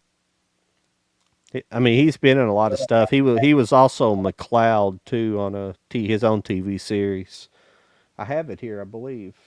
That's weird. I'm bad with names. I'm just horrible. So, Yeah, I am too sometimes. uh, If you ever watch my Ken, videos, it's like that. I just leave it in there. It's like I don't know. Kentucky Jones is another one. I have that as well somewhere. So I picked up a few things when I guess was been watching Gunsmoke or something there. Oh, it was dual. It was dual at Diablo. Oh, okay.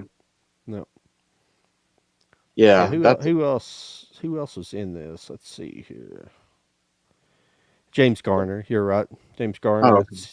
Sidney Poitier was in it as well. Oh, okay. Yeah, that's Yeah. a movie I need to see. I've kind of wanted to get that for a long time. I just haven't got it.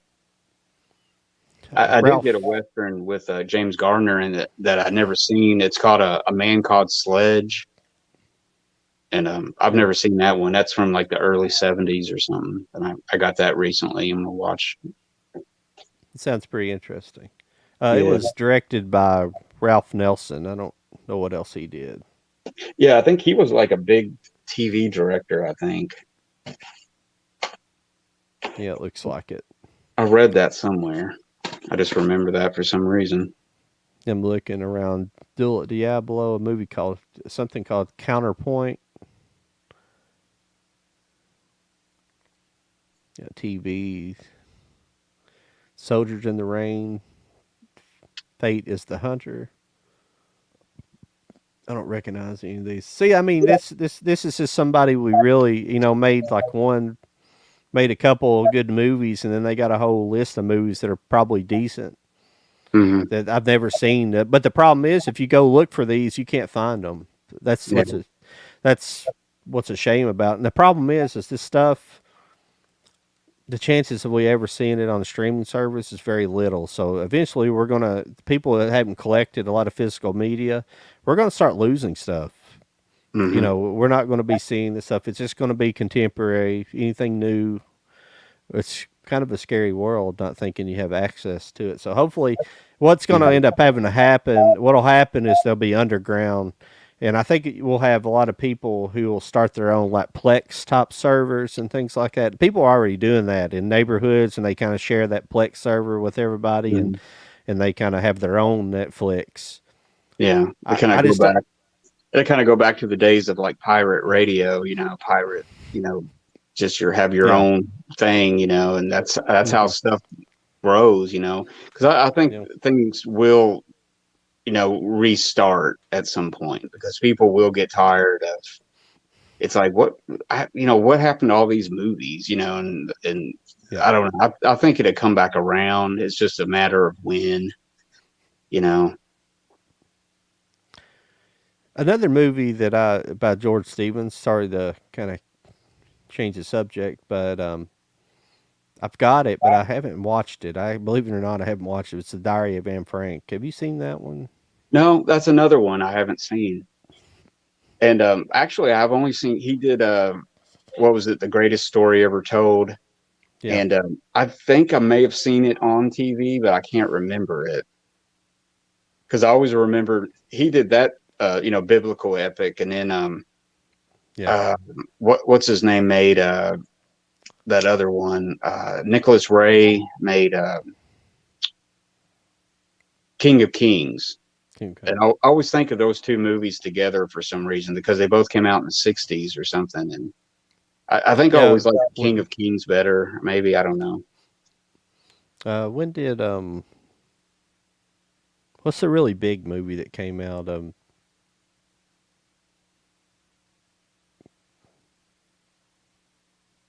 That Cecil B. DeMille did. When Oh, did that come out? the Ten Commandments. The Ten Commandments. Did that come out in the 50s? Yeah, I think that came out in '56. Okay. There's a lot of big epic biblical movies made in this era. Yeah, that was a big But big deal back then. Well, the first widescreen movie was a biblical type movie. I think The Robe. I think that's what it's called, The Robe, or I think Robe or something like that. okay, that's yeah. I need to try to buy that. The Greatest Story Ever Told. That's got Max von Sydow's in that. Yeah, Charlton yeah, Heston as well. Wow. yeah. Yeah. See, I mean, I just you get into watching other people and you kind of get off of you see some of the big hits by people and then you don't really realize how much you haven't seen by certain directors and it's kind Hmm. of a shame. I Yeah. still wanted to talk about him because we had a lot to talk about for as far as he went, but Yeah. what else? But I have this James Dean set as well, Hmm.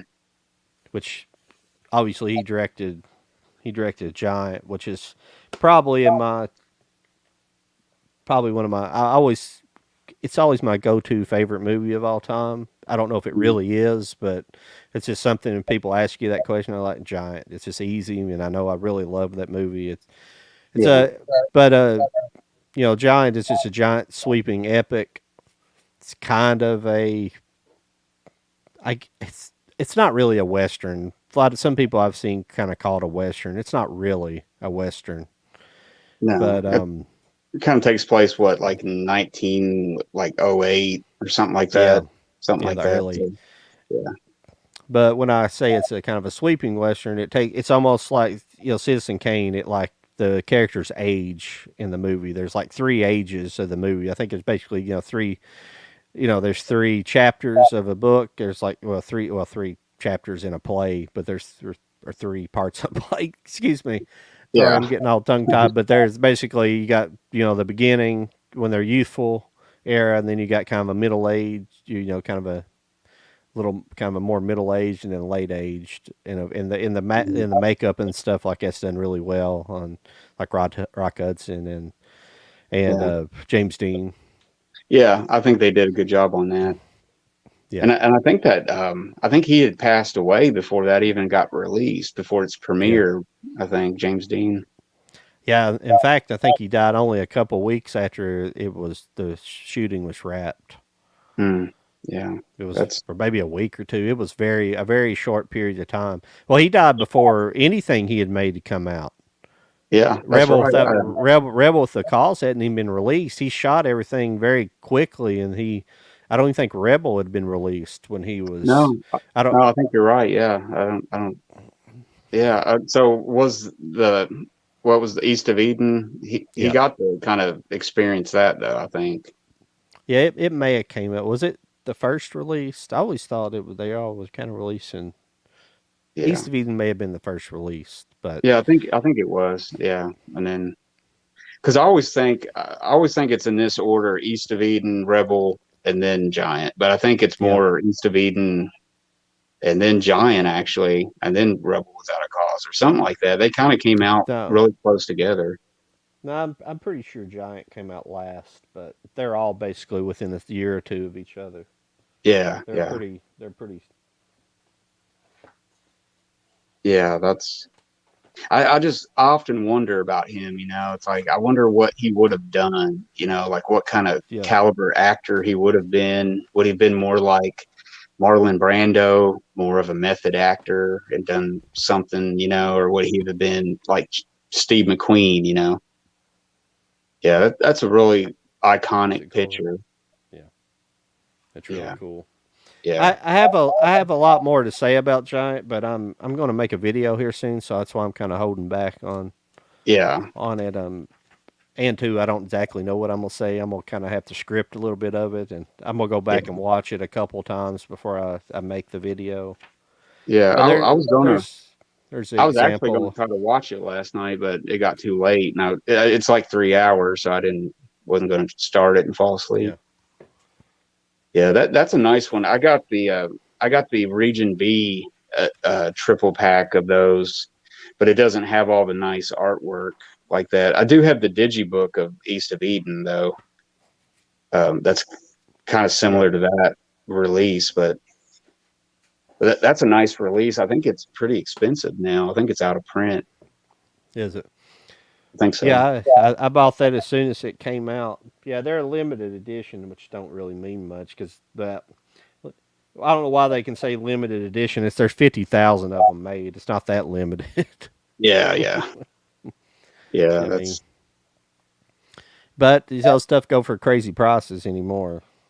Yeah. Even with it But having 50,000 copies out there, it's still they can fetch a good price, especially if it's sealed. yeah, But yeah, like around my Dollar Generals, around my town, they still have tons of East of Eden digibooks and stuff. that's Yeah, that's pretty pretty cool. nice. Yeah, that is. Yeah. That's cool. That's what I like about the Paramount Presents is you get they how they print that Hmm. they print that original poster with it. You know, you get the Yeah, original poster art. They usually do something for the cover that's different, but they still yeah, include that. That's and then you get the clear case and stuff, which don't make a lot of difference, but it's yeah, just a very nice. I just don't understand why they didn't go 4K with these. I have a yeah, feeling when they first started developing this, it was maybe developed to be 4K since everything's getting a 4K transfer to it, and yeah, maybe there was something with it was just going to be too expensive. They didn't want to have to charge yeah, $27 for a copy, so yeah. I don't Well, know. probably what will happen is they did a 4K transfer restoration of it, and we'll see it come out later down the line, like by Criterion or Kino, or somebody will put out one, and it'll be the Yeah, 4K edition or something. That's probably what yeah. we'll see happen. I But yeah, just I'm glad they're doing that though. I'm glad they're yeah taking some interest in some of these movies and yeah fixing them up. yeah. Getting kind of oddball ones too from different eras. That's why I'm glad they still are putting out some early run stuff. Yeah. I'm trying to think. What's that western they put out? Something on Oh, didn't they the put hill. Was it Veracruz? No, they didn't. No, Kino did Veracruz. Gosh, I can't think of it. I can't think of the name of the one I was thinking about On the either. tip, I But think Kirk Douglas is in it. yeah, that's the one I'm thinking about. It's It's on the tip of my tongue, man.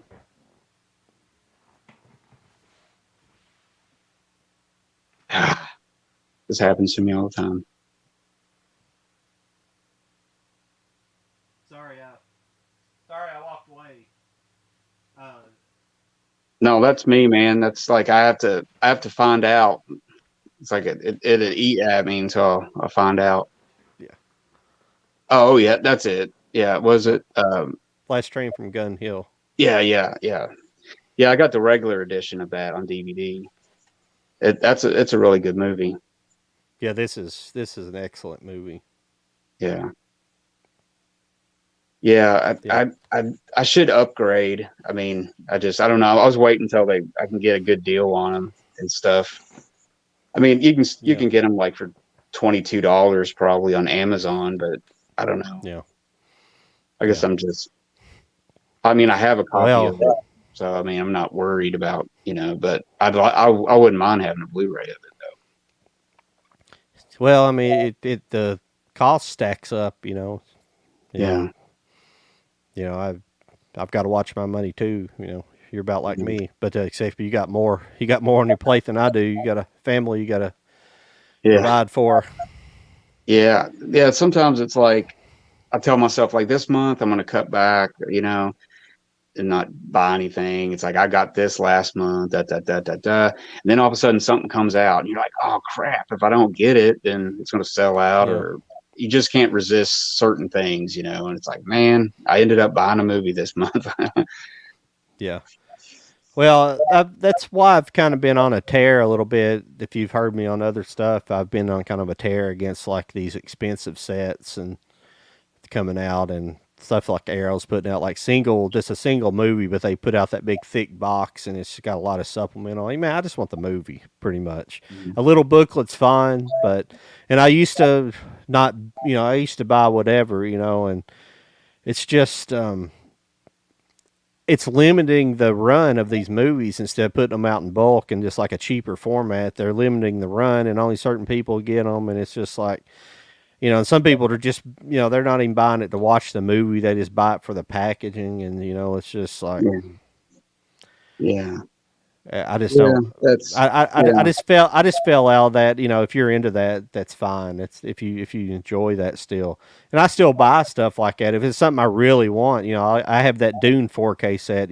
I like Dune, but it wasn't overtly priced though. $40 for the big set. It's pretty decent. Because it come with a lot of special features. Yeah. That's fine. As long as the special features are good, I don't mind I don't really mind to pick up those sets. But there's just a Yeah. lot of stuff. There's just too, in a way. Some people think, well, there's not as much coming out, but I sometimes I think there's too much coming out. Yeah. I can't keep up Sometimes with it. and I think sometimes people just, buy whatever, say, Arrow puts out. They just buy it, even if they're not a fan of the movie or Yeah, have never seen it, or they don't even think they would even be interested in watching it. They just buy it anyways, and they're like, "Oh, I picked this up," and it's kind of like, yeah, I don't know. To each their own. The way I look at it, but to me, yeah, it's just like I want to. It's all about the movie, really. yeah, As long as I can see the movie, I don't care if it's on DVD or Blu-ray. I don't want to see a public domain copy that's like sixth or seventh generation copy that you can't even see it barely. But yeah, yeah, I mean, I don't know. There's certain channels I've kind of used to watch, and I don't really watch them because I don't know. Just some people just buy stuff to have content, I think, and they don't even really. It's like I yeah, question their love of movies, or something sometimes. But but that's their business, that's their channel and yeah, that's their money. yeah, But yeah. oh well, you know. Well, well, that's for a brief period of time last year, kind of in the early days of my channel. I was getting really good views by doing those Dollar Tree videos. Mhm. But I look back and have over 100 movies bought. The crap that I boxed a bunch of it up, still in the package. Stuff that I didn't want, didn't or Mhm. didn't not want. I didn't stuff that I'm not going to watch in any immediate future. In the immediate Yeah. future. So I was like, that's it's not worth making content. That's not what I wanted to do anyways. Really, I wanted to talk about old movies like you do, and I just never have. I'm not as good of a storyteller as a lot of other people, and so haven't done it as much. I like showing off stuff I get, but the stuff I get is usually not like. I think people don't come to my channel just because they don't, they know I'm going to have a bunch of old stuff they're interested in, which is fine, but I just Well, do it for fun. I just do it for fun. I'll be perfectly yeah, honest with you, yeah, me too. I do it all for fun too, but it's kind of cool when you got some like-minded people, and you know Mm-hmm. they honestly kind of dig what you do. You know, they don't Yeah. think you're the greatest thing since sliced bread or anything, but they dig it and they watch it. But um, I don't know. I think we're almost like what we want to do, or what we're what we try to do on our channels is we're almost a niche channel because we really want to just talk about certain little things, and not be Mm-hmm. like, I don't care if this person will watch it or something. And there's some channels that I'm dumbstruck that they have so many viewers and it or subscribers, and it doesn't make sense. You know what I mean? It's like I would rather have something just a little bit, get something from it instead of just, you know, Well, this is something I've known just doing a little bit of research on YouTube and watching a few videos here and there, and it does ring true because a lot of the more successful people you see, they stick to the same format. They do the same thing over and over again. They do the same thing. They might have a show every week where they talk about new releases, and they do always doing the same thing. They got the same camera setup. They don't do anything different. But that's not, and people don't like variety. Like that's because the stuff I do on my channel, I do different things, and that's mm, how I want to do it. But I don't want to do the same thing where I sit down in front of him and show movies every week. Just that's all I'm doing. I want to sometimes do a movie review. I might mm, do a new movie review like I do every now and then, or something in the theater. I might do a review on that. Then I might do some physical media report. I might do this or that. I want to do mm, different things, but people don't like that too much. And the reason why is, and it's because people have been conditioned over the years, and it's nothing nefarious about it. It's just conditioning from watching regular TV because that's how the mm, news is. That's how sitcoms are. They're all very similar, and mm, people like to feel comfortable. It makes them feel safe when they're in this comfort zone, and that's yeah, when you see real successful YouTubers. They do the same thing over and over and over again. It's the same camera setup, the same everything's the same, and it's just comfortable to mm, people. yeah. And that's what I've Yeah. found. Some people are, they want that, same thing. Hmm. And some people also don't, I don't think they have the attention span. They don't maybe Yeah, want to see something yeah, different, or just, give me your yeah, ears for 5 minutes and you may whoa. It's like,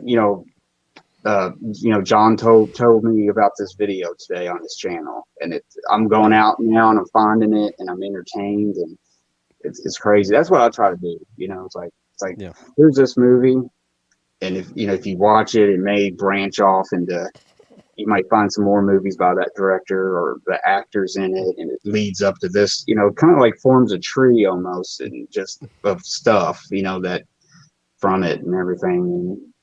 Because there's a lot of like, I show some oddball stuff sometimes, but I think they're good oddball yeah. things, but What what I should probably do start doing is just grab a handful of movies off my shelf and say I'm gonna make a video of this random handful of movies, which oh yeah, in this would be not random because it's back over here in the alphabetical stuff wouldn't be very random, but maybe just go and pick 5 or 6 movies and do kind of like you do, but not yeah, like you do. You do kind of related topics, and you know I could do something yeah. like that and talk about I've the kind of got movies that I yeah, know. I've got myself into that, and it's like I should. I don't know. I kind of like it doing it that way, but yeah, I've also thought the same thing. It's like because there's a bunch of movies I've never showed on my channel that I've already have, and it's like I could make content for the next so many years probably with just what we Yeah, got on our shelves, and to yeah. mix it up and do something different. It's just doing it. I got a ton of ideals of different variations of things. It's just it's just doing it and stuff. But I mean, I like doing it. I mean, I like getting some new subscribers and stuff, and it's cool. But I don't think I'm going to get YouTube famous or anything. You Yeah. know. I'm not worried about that because not at this point. The thing is I've been on here just a little over a year, and a lot of people that are successful have been doing it for years and years and years.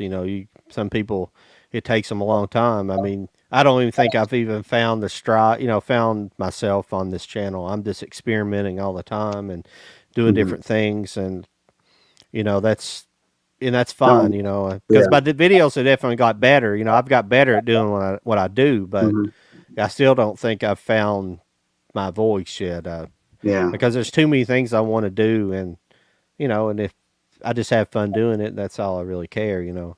yeah. No, I like that your variation and stuff. That is cool that you can, like one week you did I put my shelf together. You put your shelf Yeah, together, and then another one you've gone to the movies or something. So it's like, you know, I don't even think about mixing it up like that way. That's good though, because it's all related, you know, and stuff. I So, where we're at for some reason I don't know why, but the algorithm, I think, I just don't think my videos get put out there, even to my subscribers. I don't think my subscribers are really seeing my videos all the time. mhm. You will because you watch them, but I don't think they get put out hardly at all to people that don't watch them on a regular basis. And Mhm. it's just whatever, you know. That last video didn't do very good at first, but it's kind of eked its way up past 35 Mhm. views, which isn't much. But the thing is what I was talking about other night on Cult of Collectors was that if you look at other big channel, even a channel that's got like 200 or 300,000 people, if you look at their views, they might have 50,000 views or something on a video, which is a lot. Don't get me wrong, but Mhm.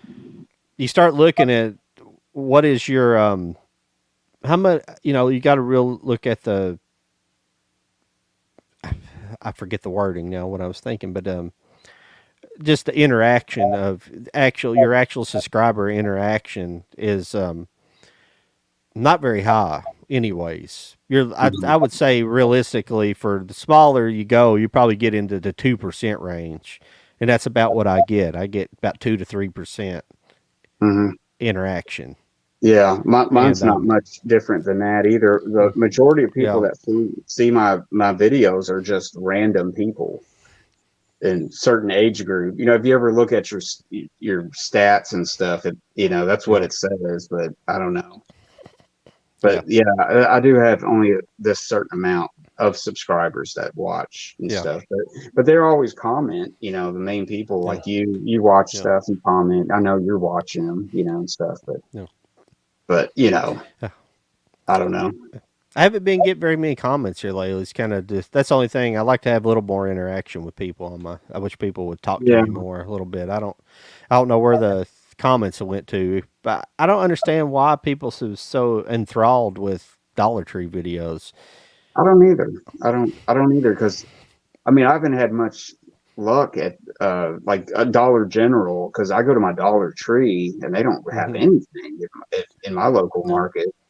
But Dollar yeah. General, like I made that video, a lot of people kind of viewed it right off the bat, but it wasn't anything super cool about it because I didn't find anything really. And I don't Well, want to do that every week, just buy anything to buy it, just to make a video. I could make fake videos at home and say, "Oh, I found this at," and it's like you didn't find that at Dollar General's, you yeah. know? Well, when I did the whole Kentucky Fried Movie and Toy Reviews thing, I kind of soured out on the toy side of things. What aggravated me is like all the channels you go to with toys are all like marginally successful. At least as far as monetization goes. They all had thousands. They were all monetized, or at least in the realm of monetization. And that's Mhm. not the reason why I went, but it kept aggravating me. I'd make these videos, and I felt like they were decent toy videos, Oh yeah, and yeah. would tag them all right, and put them out there, and then like nothing, and then there's some guys out there that's been on less, about the same amount of time. They got like 5,000 6,000 viewers, doing, you know, just walking Yeah. around Walmarts and stuff like that, which I don't do that constantly. Just keep on pushing and pushing and pushing, walking around my Walmarts and Mhm. things like that.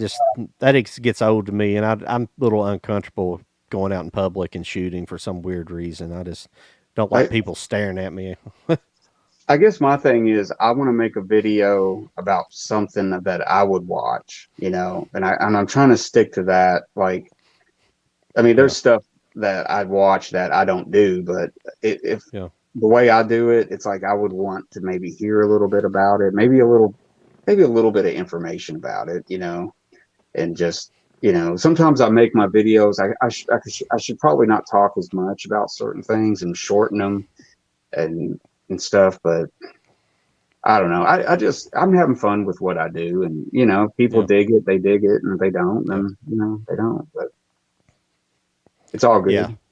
yeah. Like I was saying, doing that nitpicking thing, it's going to be called something like that, nitpicking. Then it's going. I think I'm going to call it like nitpickery. I'm going to kind of make up a word called Yeah, nitpickery, and because one of my favorite albums by a group called Self is called Gizmodgery. So nitpickery. I'm just making up a word basically, yeah, but yeah. but But yeah, I want to. trying to It's understand the algorithm, man, and YouTube and how stuff operates. It's a mystery, man. It's just you try to understand it and try to do it, and it still doesn't turn out we exactly.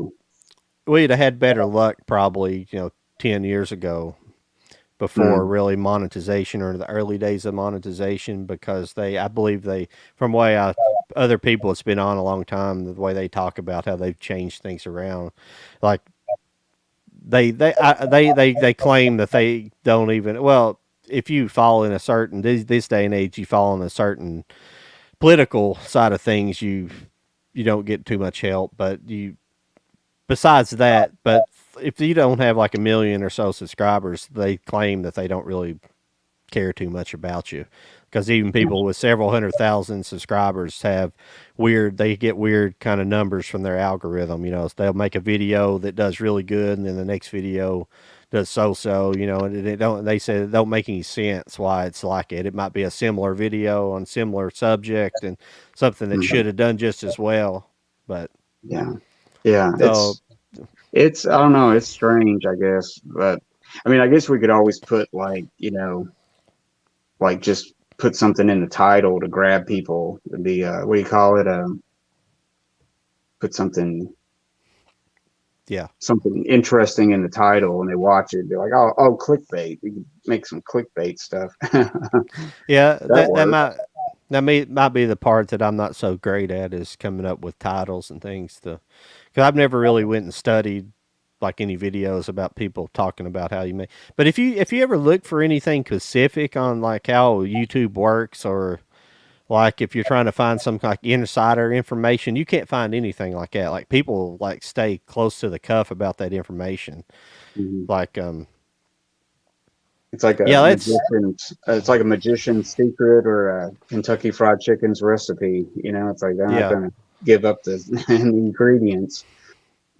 So yeah, I don't know. yeah, I yeah, don't know, man. It's all good, but every once in a while, if you work hard and you do want to see some, you want to yeah, get a little bit back from all your hard work and stuff, yeah, but at the same time, it's like I don't know, because like I got a family and I got all this other stuff I do also that keeps me super busy but I don't know.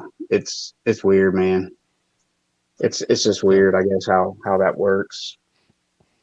But yeah, I think that's a good yeah. idea, though. I think you should grab stuff off your shelf and just randomly talk about some stuff. I've been thinking about doing that just to mix it up a little bit. Yeah. Yeah. Yeah, it's like tonight. We haven't had any interaction. It was the same. Well, the Cult of Collectors page is brand new. There's only like 5 subscribers over there at the moment, so we're kind of struggling to get started. But Well, you know, we we had a couple last time we did one. yeah, we just haven't had many people in here. I don't know. Sometimes it hits and sometimes it don't. But I mean, Mhm. talking about George Stevens, most of the people that see that is like, who? Who's George Stevens? Yeah. Nobody knows. Like, No, people don't know directors. I can well, understand it, but I still want to talk about it. I don't care because people will go back and watch this video now mhm. when it uploads. They'll watch it. So I'm not worried about it. And Yeah. I have a lot of fun doing this. And the thing is the way we've been talking the last 20, 30 minutes about kind of behind the scenes stuff almost. That's the kind of stuff that would probably get us more popular than talking about the movies. Yeah. Vlogging, basically what we're talking about. We don't Yeah. talk a lot about pop culture and in pop culture in the sense of talking about what's, kind of the popular stuff going on in pop culture, the ups and downs and the things going on, the Mm, kind of stuff that's going on with like Lord of the Rings and things like that. The new Lord of the Rings series, there's a lot of high yeah, drama going on with it right now, and so yeah, we don't really talk about that stuff on our channel. I like listening to that stuff, listen to other people talk about it, but I don't. So many people do it. I just don't want to really cover that stuff on my channel. And yeah, really, the opinion I have about it is a similar opinion to other people's, and I just don't. I can't add anything to it that would be yeah, interesting. yeah. That's like with new videos. It's like a lot of times I'll get new video releases when everybody else gets them, and they immediately make a video about it. And I Yeah. usually wait till I watch it and stuff until it kind of cools down a little bit, and then But I'm out there the first day getting some certain release, and but I don't immediate because I know there's 20 other videos probably the same day talking about it. So I just I'm gonna I I, wait a I little bit. picked I picked this up yesterday. It looks interesting. It's like a new western. I don't know if you've seen that. Oh, okay, yeah, I've seen that on the shelf. I saw it at Walmart. It had an interesting cast: Sam Worthington, Thomas Jane, Heather Graham, Hmm. Yeah, Colson Baker. I think he must be the young kid. I'm not sure. I don't know. It just sounded kind of interesting. yeah, I give it a try. The pictures and stuff on the back look all right. yeah, You never know with these modern made westerns. You never know what you're going to get. You could get something like Bone Tomahawk, which is amazing and probably up there in the higher echelons of all westerns made, or you can just get like mhm, mediocre junk. yeah. Well, my last visit to Dollar General, I found some newer westerns. They're probably straight to video and stuff, but I don't know. Mm-hmm. I took a chance on. They might be pretty decent. They got good, Yep. good actors in there and stuff. So maybe Yeah. something good. Oh, that was other day. I forget who was covering that. The channel that I watched was covering, but they were talking about all these movies that like all these like really bad made movies with Bruce Willis been making here lately. He's been Oh making yeah. all these like straight to video type movies or red box movies. Like a lot of people call them like red box movies because Mhm. they come on like Redbox a lot, and but you see them and actually the reason I kind of knew about it is I bought one. It's actually wasn't on this list, but these movies are like look pretty bad. I mean, for the most part. Oh, it's Red Yeah. Letter Media who was talking about it. I couldn't remember who was talking about. I don't know if you follow those guys at Red Letter Media. They I've do some heard of pretty them. interesting, Yeah. Yeah.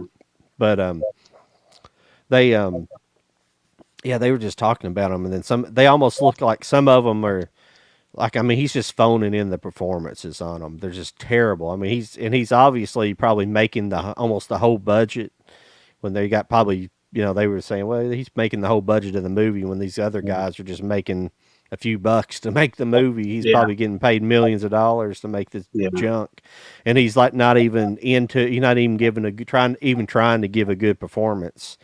Yeah. Like there's scenes where they keep talking about. They kind of mix it up a little bit, talking about his hearing aid. He's got a hearing aid. Most people don't know that Hmm. Bruce Willis wears a hearing aid because, like, all the way back to the filming of Die Hard or one of the early Die Hard movies, it might have been the first Die Hard movie. He gun went off too close to his ear, and like he's like 75% deaf in one ear, like his left ear. Oh wow. Yeah. I didn't know that. But they were talking about there's some scenes where he's got earpieces in. He might wear where he's been around so many guns, he might have to wear two earpieces. But they're saying it looks like he's almost being fed his lines. He don't even give a Mhm. crap enough to even care about Wow. learning his lines. It looks like he's been fed his lines. I mean, there's one movie where there's barely any interaction between him and the rest of the cast. There's like one scene in there where he's in, and it's this movie where he's just kind of walking around the woods. It's and he never It's interacts with anybody hardly. But there's these other scenes cut in there with yeah. other actors. But yeah, Yeah, it's probably just easy money, and people they get their money back phew. because they somebody picks it up at the store like, oh, another Bruce Willis movie, and they pick it. Yeah, It's because going to sell. Yeah, because I got into that trap before this run that they were talking about. The movie I have, I don't know the name of it. I didn't, but it's like a Chinese made movie. These here are, I don't know. These were, I think they're American made, but they're just like very low budget American made movies. But the one I found was a Chinese made movie. I guess he went to China and made it. Like the CGI is just terrible in it, and Mhm. it's just it's almost like a Chinese propaganda movie. It's kind of like the World War II era, but in China. You know, it's weird, Yeah, but it's yeah, like really generic. And he's just basically in there to make an appearance a couple times. He plays like a general or something, an American general in this situation, but it's not really. He's just there to make an appearance and get paid, basically.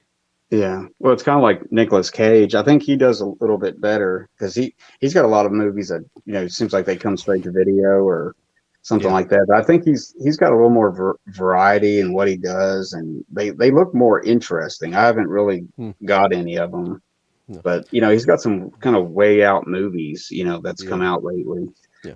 and stuff. But I But don't know. but he had financial problems. Didn't he lose a lot of like most of his money or something? Just bad Yeah, it seems like investments on I something. think he got divorced or something, and he got like took to the cleaners or something like that. But he Yeah. was pretty filthy rich though. But he needs to do they need to do another National Treasure movie. I know a lot of people are wanting that third because he Yeah. was really good in National Treasure. I thought in part two. Yeah. I like him in a lot of things. I like that movie Knowing. Did you see that one? That Yeah, that that's really good actually. Yeah. yeah. He was in a movie recently. I can't think of the name of it. It kind of something. It was another like kind of UFO kind of possession type movie. I guess it would Yeah. kind of been considered a horror type movie. It wasn't really a horror. It was more science fiction. But The Yeah. Color of Space, The Color of Space, that was the name of it. I Oh, remember. okay, okay. Yeah. That was Yeah. all right. That wasn't bad. Kind of Yeah. low budget. But he's got a studio movie coming out here soon. Have you seen the previews for that? Mm-mm. Like he plays himself in it. It's like some weird thing where he's playing himself and some I can't I'm not sure exactly the entire plot, but he plays Oh, wow. himself. Yeah, and Yeah, I don't know, it'd be kind of cool to. I don't know if, at one time he was like in every blockbuster that came out. He does stay pretty busy, even mm, now, but yeah. he just seemed like he was in so many movies. But yeah, Bruce Willis has really kind of, I don't know what he's doing exactly. Maybe he's just tired. He's tired of acting or Well, something. But he needs the well, money. well, if you, I mean, you look at these newer movies in him, he's looking old now. He's starting to look pretty old. I mean, maybe they have him in some situations. They want him to look a little bit older than he is, but he's at least he might be older than my parents and your parents.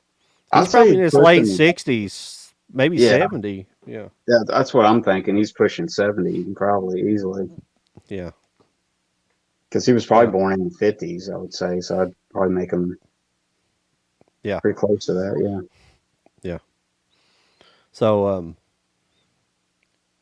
yeah. So I mean, would you think he's hurting for money? Why he's Yeah. doing that, or why would you do that? Why would you do that stuff and not if because I mean if you're doing shitty movies for money, why would you? I mean, I guess he gets offered the parts and they say, hey, we'll pay you $1 million to come stand around for a couple. I mean, these movies are they're not like these movies are shot within like his screen time and his they might bring him on for 2 days or something in reality the whole Mhm. movie takes about 2 weeks. It's almost back to the days of the drive-in, how they shot movies very Mhm. quickly and threw them together. It's kind of like that. Like Yeah. I don't. they may actually only have him for 48 hours and they got to shoot all of his scenes, you Yeah. know but even in that situation, sometimes there'll be some other celebrities show up in some of the movies, and they look like they're trying to put in an effort, or at least trying to do a good job, And he's just like, Yeah. yeah, check out Red Letter Media if you next time you have a chance, and check out that video they made on it. It's pretty interesting. Yeah. I don't know what's going on with Bruce Willis, really. I don't know. Maybe he's his manager. Maybe he needs a different manager or something. Maybe or somebody that's getting scripts to him, or he's just like just doing What, whatever. I guess maybe he's what just doing whatever. You with the know, exception of Die Hard in the last 10 to 15 years, is what really has he done? there's nothing I can really think of that's stands out. Um, I don't know. I really nothing comes to mind really that I can think of. I'm not counting Cop Out either, which Yeah, yeah, that's something like got Cop Out. Yeah. that now that has its charm in a certain way. I think some of it is kind of funny, but it's not the greatest movie ever.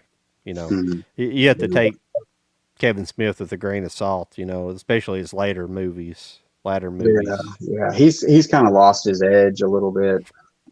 Oh, Yeah, I used to be a pretty big Kevin Smith fan, and back yeah, in the yeah. day, because he had a good run of movies, Hmm. and then all of a sudden he just kind of, it's like after he did Jersey Girl, he just kind of, I don't know, Yeah, maybe it was after Jersey Girl, but I don't know, he just kind of, he's yeah. done some interesting stuff though. I mean, some of his new, I mean, Well, Tusk was weird and it was yeah. okay, but it was different. I mean, I didn't mind that of the other movie.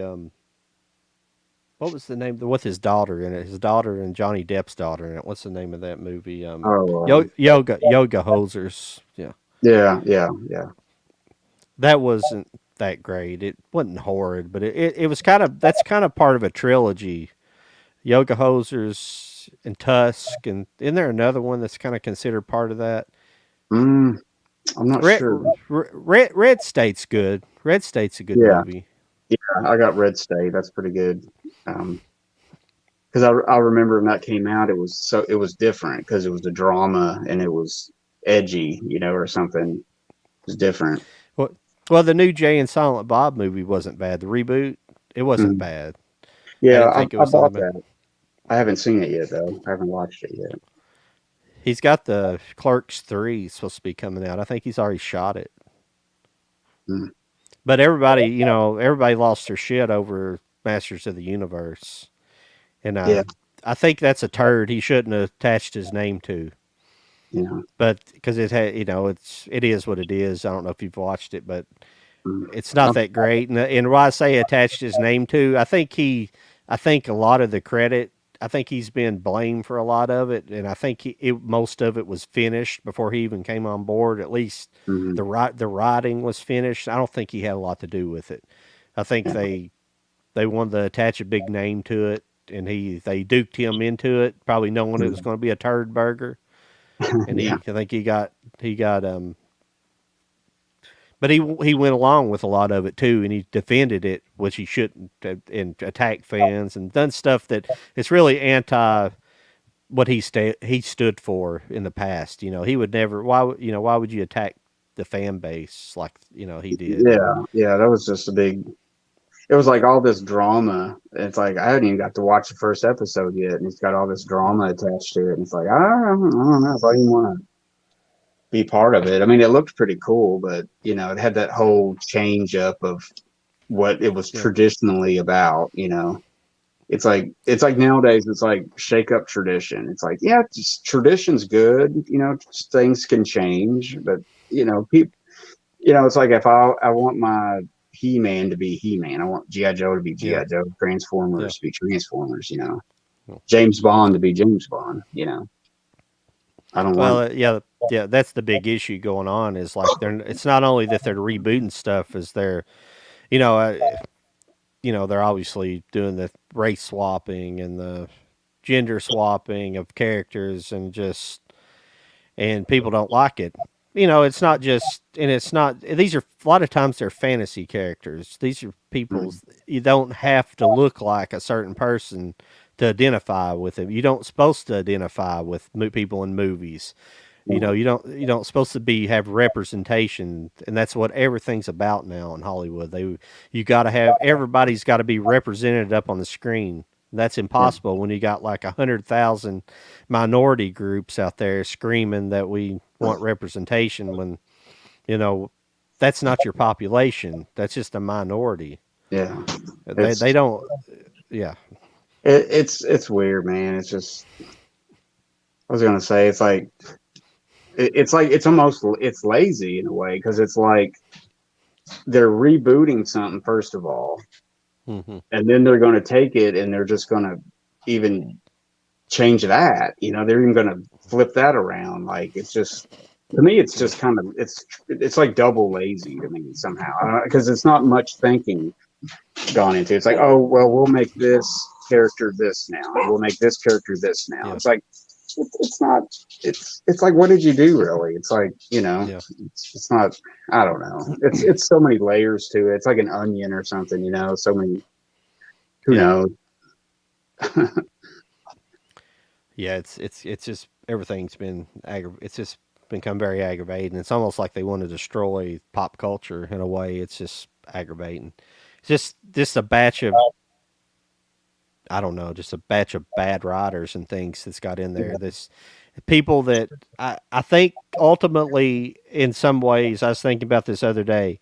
In a way, a lot of the people, the earlier fans, especially like MCU comic book fans, they're kind of getting it's kind of retribution on what they asked for, Hmm. but but it's not being led by the people that they would want it led by. It's not being led by the experts in the comic industry. It's been led by these people who are kind of posers in that spot. They just got in because we like the MCU, but we really don't know much about comics. We're just gonna Yeah.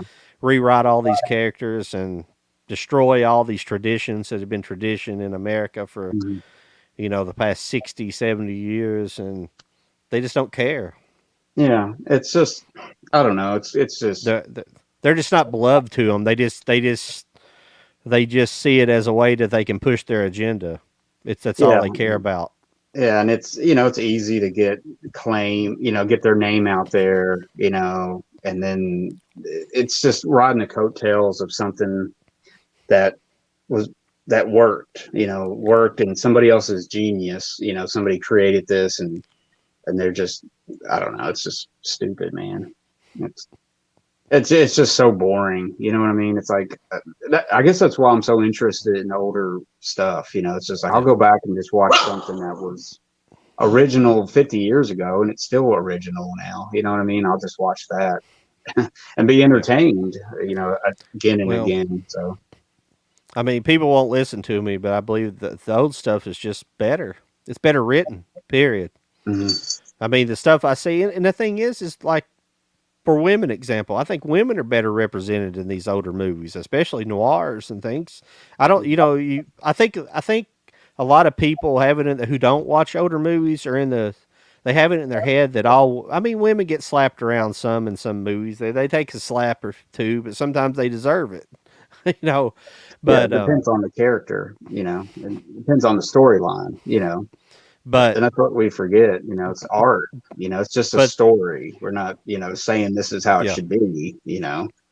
But It's it's just, usually somebody like a gangster doing it, somebody that's not the most upstanding person in society anyways usually doing that. It's not usually like the heroine of the story, it's usually but I got off. It's just but like the way women are represented a lot is just like there's a lot of really strong roles out there that women portrayed. They were strong women back in the day. They didn't take crap off people, and there's a lot of great roles out there. More than I see now. Women they kind of have these pretend strong roles these days, but these older roles are just like really great representations of strong women back in the day. yeah, But they were, they think that none of that existed. It's just like all the women roles were played by men or something back in the days. They don't even yeah. I mean, comprehend old yeah, there's Hollywood. some really strong, Yeah. roles back then by good actresses that did good material, Hmm. directed Yeah. by a good director. And it, like Betty Davis, for example, some of her movies are just bona fide classics and people look at it. Hmm. It's because it had all that going for it, Yeah. But, she also played a woman, maybe got slapped by, Humphrey Bogart in a movie or something, and Yeah. it's like, okay. So Yeah. I don't know. It's I, it's I, so it's so debatable. It's so I'm not saying you should go slap around your women. I'm not. That's not no, what I'm no, saying. no, no. But I'm saying it's, it's just it. it happened every now and then, you know. But I, I th- I mean, think there's a people, I God. I'm think trying to people just think. read into it too much. I guess they read into everything. It's like it's just a story, guys. It's a movie. Yeah, I think it's on this laser disc. No, I've got another laser disc set, but there's a James Cagney. There's a James Cagney movie, I think called Blonde Crazy. You might Yeah, not there's have a seen it. yeah, there's Blonde Crazy, and then I think he Uh, did a movie called Lady Killer. Oh yeah, Lady Killer. I just watched that the other night. And he pulls a woman out of a room by her hair. yeah, yeah, that's the one I'm thinking about. But actually, Blonde.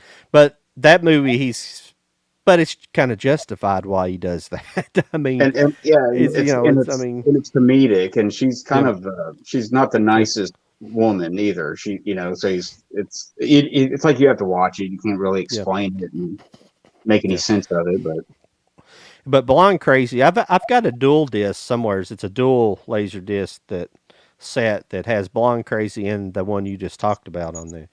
But mhm. Blonde Crazy is basically he's like a con artist, and he meets up with a woman on there, and he like falls in love, and she's a con artist too, and they're like kind of doing their game together, and he like falls in love with her, but she won't have anything to do with him the whole movie, and like she basically just blows him off, and eventually she like leaves him for another con artist, and they like rip him off or something, and but Yeah, he but that woman's just horrible to him in the movie, just like pushing him around. I mean, just like just just you know, definitely got the upper hand on him. You know, even though I guess mhm. he could be physically, but she just yeah. I mean, the way her behavior is just terrible towards Cagney. You know, so Yeah, it's just a weird role reversal there, even yeah, back in the 30s. You know, I guess that's yeah, probably the 30s. I guess yeah. yeah, Yeah, so and there was it's movies, there was yeah. plenty of roles like that. There wasn't always one sided. I think people think of one or two movies and think that's how everything was, or something. Yeah, what was the name of the movie you were talking about again? I'm sorry, I already forgot it. Oh, Lady Killer. Yeah, Lady Killers. Yeah, that's a good story. Period. Because it's basically Cagney. If you've never seen it, Cagney's he's a bank rob. I think they're like he's in a group that robs a bank, or they pull off some kind of heist. So Mhm, they basically have to leave town to evade arrest. So he mhm. goes to Hollywood. He gets sent to Hollywood. That's where they send him to. And like when he goes to Hollywood, he kind of by chance ends up in the movie business and gets famous. He gets Yeah, become a famous actor, yeah. and It's then like a the movie. It's like a meta movie or something. It's a movie yeah, within a movie kind of thing. yeah, It's funny. and then and then the gang actually catches back up with him later in the movie, and that's where you see the scene. The woman's like some kind of I guess it might have been somewhat of a love interest, or she was just part of the gang, but she's basically harassing him. He's basically fallen in love with this another actress, and he wants to marry her and everything, and Hmm. she's come back into his life saying basically we're gonna ruin your life, or if you don't Yeah, come join back up with us, and she's just being kind of nasty to him, and he just grabs her by the hair of the head and just drags her out of the drags her through across another yeah. room and throws her out. But And but when he's doing that, she's holding on to his arm though. It's not like she's yeah, literally being pulled. I mean, yeah, she's holding on his arm the whole time. yeah, But yeah, it was all done in comedic kind of yeah, slapsticky kind of way. So yeah, I don't know. yeah. Cagney's definitely one of my up there in my one of my favorites of that era for sure. I like Cagney a whole lot. Yeah, he's done so much. I mean, he was the whole package. I mean, he could dance and he could sing and he could be a tough guy. He could be a regular guy. He could be all kinds of stuff. He was all around good actor. Yeah. Well, man, it's been about an hour and 15 minutes, or 2 hours and 15 minutes. Excuse me. I think I'm about ready to get off here. I don't know about you. You probably got things to do. Yeah, I'll probably hit the old sack here soon. Or I might put a movie on if I can make it through it. But yeah, I think we covered a lot of good stuff, man. I mean, I think Yeah, you yeah. know, We always kind of I prefer, you know, we have a subject matter, but I prefer that we kind of just dance around it almost because it makes it easier, especially on me because I don't know every single. I'm not a documentarian on when it comes to these people. I don't know every damn thing in the book. I'm not a yeah, historian. I guess that's a better way to put it. You know, I don't. You yeah, know, I don't concentrate my effort on one person. You know, so I don't want to learn everything. You know, I got so much crap in my head that I can't remember one thing. So I like kind of yeah. dancing around a little bit, and I think you're kind of the same way. You like talking about different subjects as well. So Yeah. Well, as long as we hit the main points, the main, I yeah, guess, points of his life, and yeah, stuff like that. That's doing pretty yeah, good by him, I think. So yeah, yeah. But yeah, I like how we can kind of spread out and kind of talk about little things, and I don't know. I would see. I would listen to a show like this. So yeah. Some people do. They like to listen to our stuff. All my stuff is to with other people. So yeah. I, I couldn't carry it by myself. I'm not that type of. I'm not articulate in that way. I'm just not a good storyteller. And by myself, I'm I better don't. kind of feeding off other people Yeah. and kind of adding to the Yeah. conversation. I don't know if I could do a whole long time. I don't know. It's different. Like when I'm on Cult of Collectors, you guys are Hmm. each personality, stands Yeah, out a little bit and stuff. So it's like it's yeah, different. Like I don't know. But that's a good program too. I mean, it always yeah, has information and entertainment. It's yeah. Yeah, Charlie's pretty big on getting. He wants to get bigger and better guests, so that's why I kind of moved it to its own channel so we could, kind of hopefully grow it over there in future yeah, time. It'll take yeah, us some time, like anything else, but it yeah. yeah. But I mean, I have fun with it. We have good guests. You know, we've done all kinds of different things, which is what I set out to do with it. Is not just have movie collecting, but have people that collect different things. You know, we had that guy did masks, which is probably one of our biggest shows. You know, we had a huge audience that night. You know, yeah, he's got a so big following. yeah. So stuff like that. Hopefully, we're going to have some actors. At some point, we're going to have Charlie Talbert on there because Charlie's actually interviewed Charlie Talbot before. Charlie Talbot played Angus in the movie Angus. I don't know if you remember Oh that yeah. movie. Hmm. You know, it's not like a big draw because a lot of people don't know what in the hell Angus was. But I mean, people our age and my age, I liked that movie when I was a kid. You know, and Hmm. so Yeah. it had a good cast. You know, it had Arthur C. Clarke or not Arthur C. Clarke. Excuse me. It had George C. Clark. Yeah, George C. Scott, George C. Scott, excuse me. It took Oh me a yeah, few yeah, times. Had yeah. George C. Scott and Misery. What's her name from Misery? Oh, Kathy Bates. Kathy Bates. Yeah, they had a good cast, so Yeah, it had Dawson was in it at some point from Dawson's yeah, Creek. yeah. Well, that's the thing, man. Like Vanderbeek. a lot of people will watch it, later on because they'll be like Googling that guy or they'll be searching that guy, and they'll find a video and here he is on this show and they'll watch it, Yeah, they'll yeah, listen to it. At least that's what I yeah, do. yeah. I mean, I've seen him interviewed before. He's an interesting guy. He's got a really good personality. So I'd be interested in talking Oh to yeah. him as Yeah, well. that's So cool. Yeah. I yeah, always like see people on there, and I've yeah, found some couple channels just discovering yeah, people that way. It's kind of cool. yeah. Well, we've taken up a few more minutes. I think I'm about ready to get off here. If I don't know about you, I always say that it sounds so bad. People must think that, but it's time to end the program for the evening. Yeah, it's time So to say farewell yeah, until I hope you another guys day. enjoyed it. Whoever watches this, I hope you guys enjoyed our program. This is CINERAMA 60, and till the next time, I'll talk to you later. We'll talk to you later. Bye, guys. Later, See ya. John. See ya.